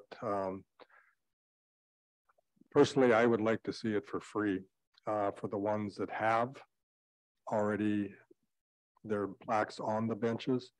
And going forward, if one becomes available, I think we should have a chat here, and decide what it's going to take. But $3,000 to a lot of people who are retired seniors or single mothers or whatever it is a lot of money these days. And I know these benches and the plaques do mean an awful lot to them. And I guess I'm compassionate enough to say that I think we could maybe move a little bit of money or look at it when we come into our budgeting system, because it isn't what I understand. These have already been paid for. So going on in the future with these ones, I guess I would like to see us just leave it as is and not give them a bill for $3,000 to remove their plaque.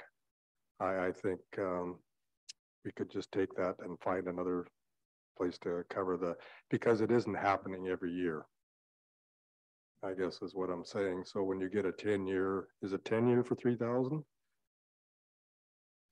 Yes, that $3,000 covers the cost of a new bench. So, right. And those new benches are already in place, is what I'm. No, that's to replace the bench itself. Okay, but the benches at this time, do they need replacing? Yes, many of them are in disrepair.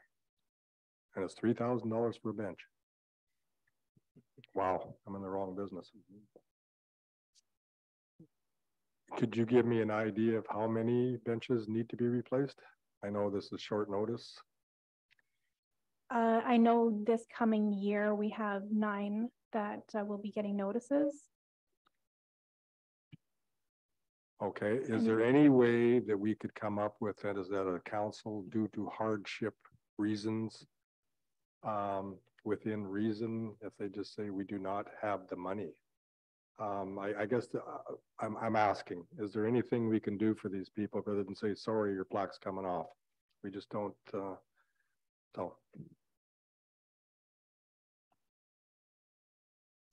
Through you, your worship, to Councillor Buckley, under the policy, the recipients have an option not to renew. If you want to make any changes, then that policy would have to come back to council for that review.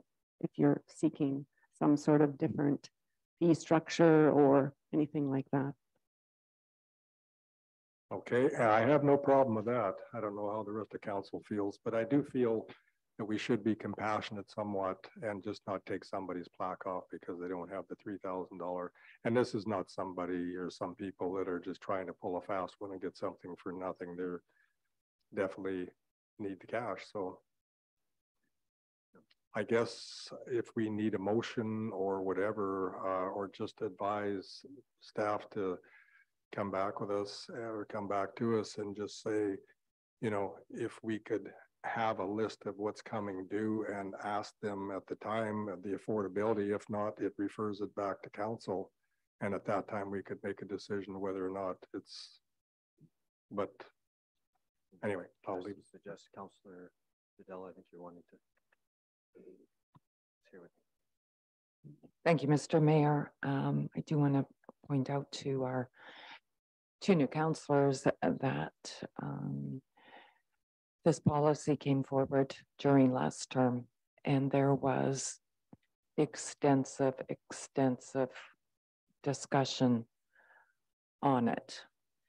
And although, you know, current council is not bound by what was passed at previous council, I do want to point out that at the time, council thought that 1 year grace period from the time that they were notified to make a decision as to whether or not they wanted to continue with the bench or not. This also came up as a result of some concerns that perhaps there was too many memorial benches in the village. And council at that time said no. But what we agreed to was that we would be a little bit more selective about the locations. And I'm going to ask Rhonda here. Rhonda, I believe that $3,000 cost, it's a much more durable material. And I believe also that included any of a concrete base that for the bench to sit on. Is that correct?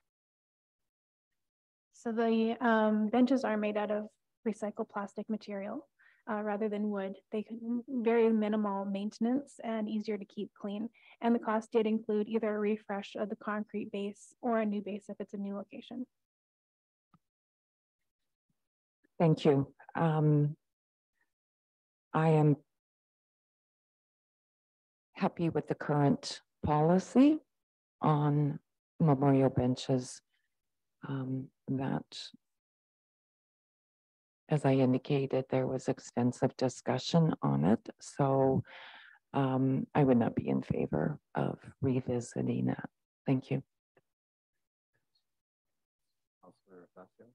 Thank you, Mr. Mayor. Yeah, I think this should go back. If there's a policy we have in place, if there's any changes to be made, there's something council should be looking at the policy and then review it. And if there's any changes that I don't think we can be selective with people, because then you get into a whole issue then, well, you're going to be selective for paying my taxes. You're going to be selective for this, for that. I think that's a very delicate area to get involved in. But yes, go back and address the policy and look at it again, because the old wooden benches had to be power washed, stained, and all that business over the years. And these new ones are obviously replacing the wooden ones, and of course they have to be paid for.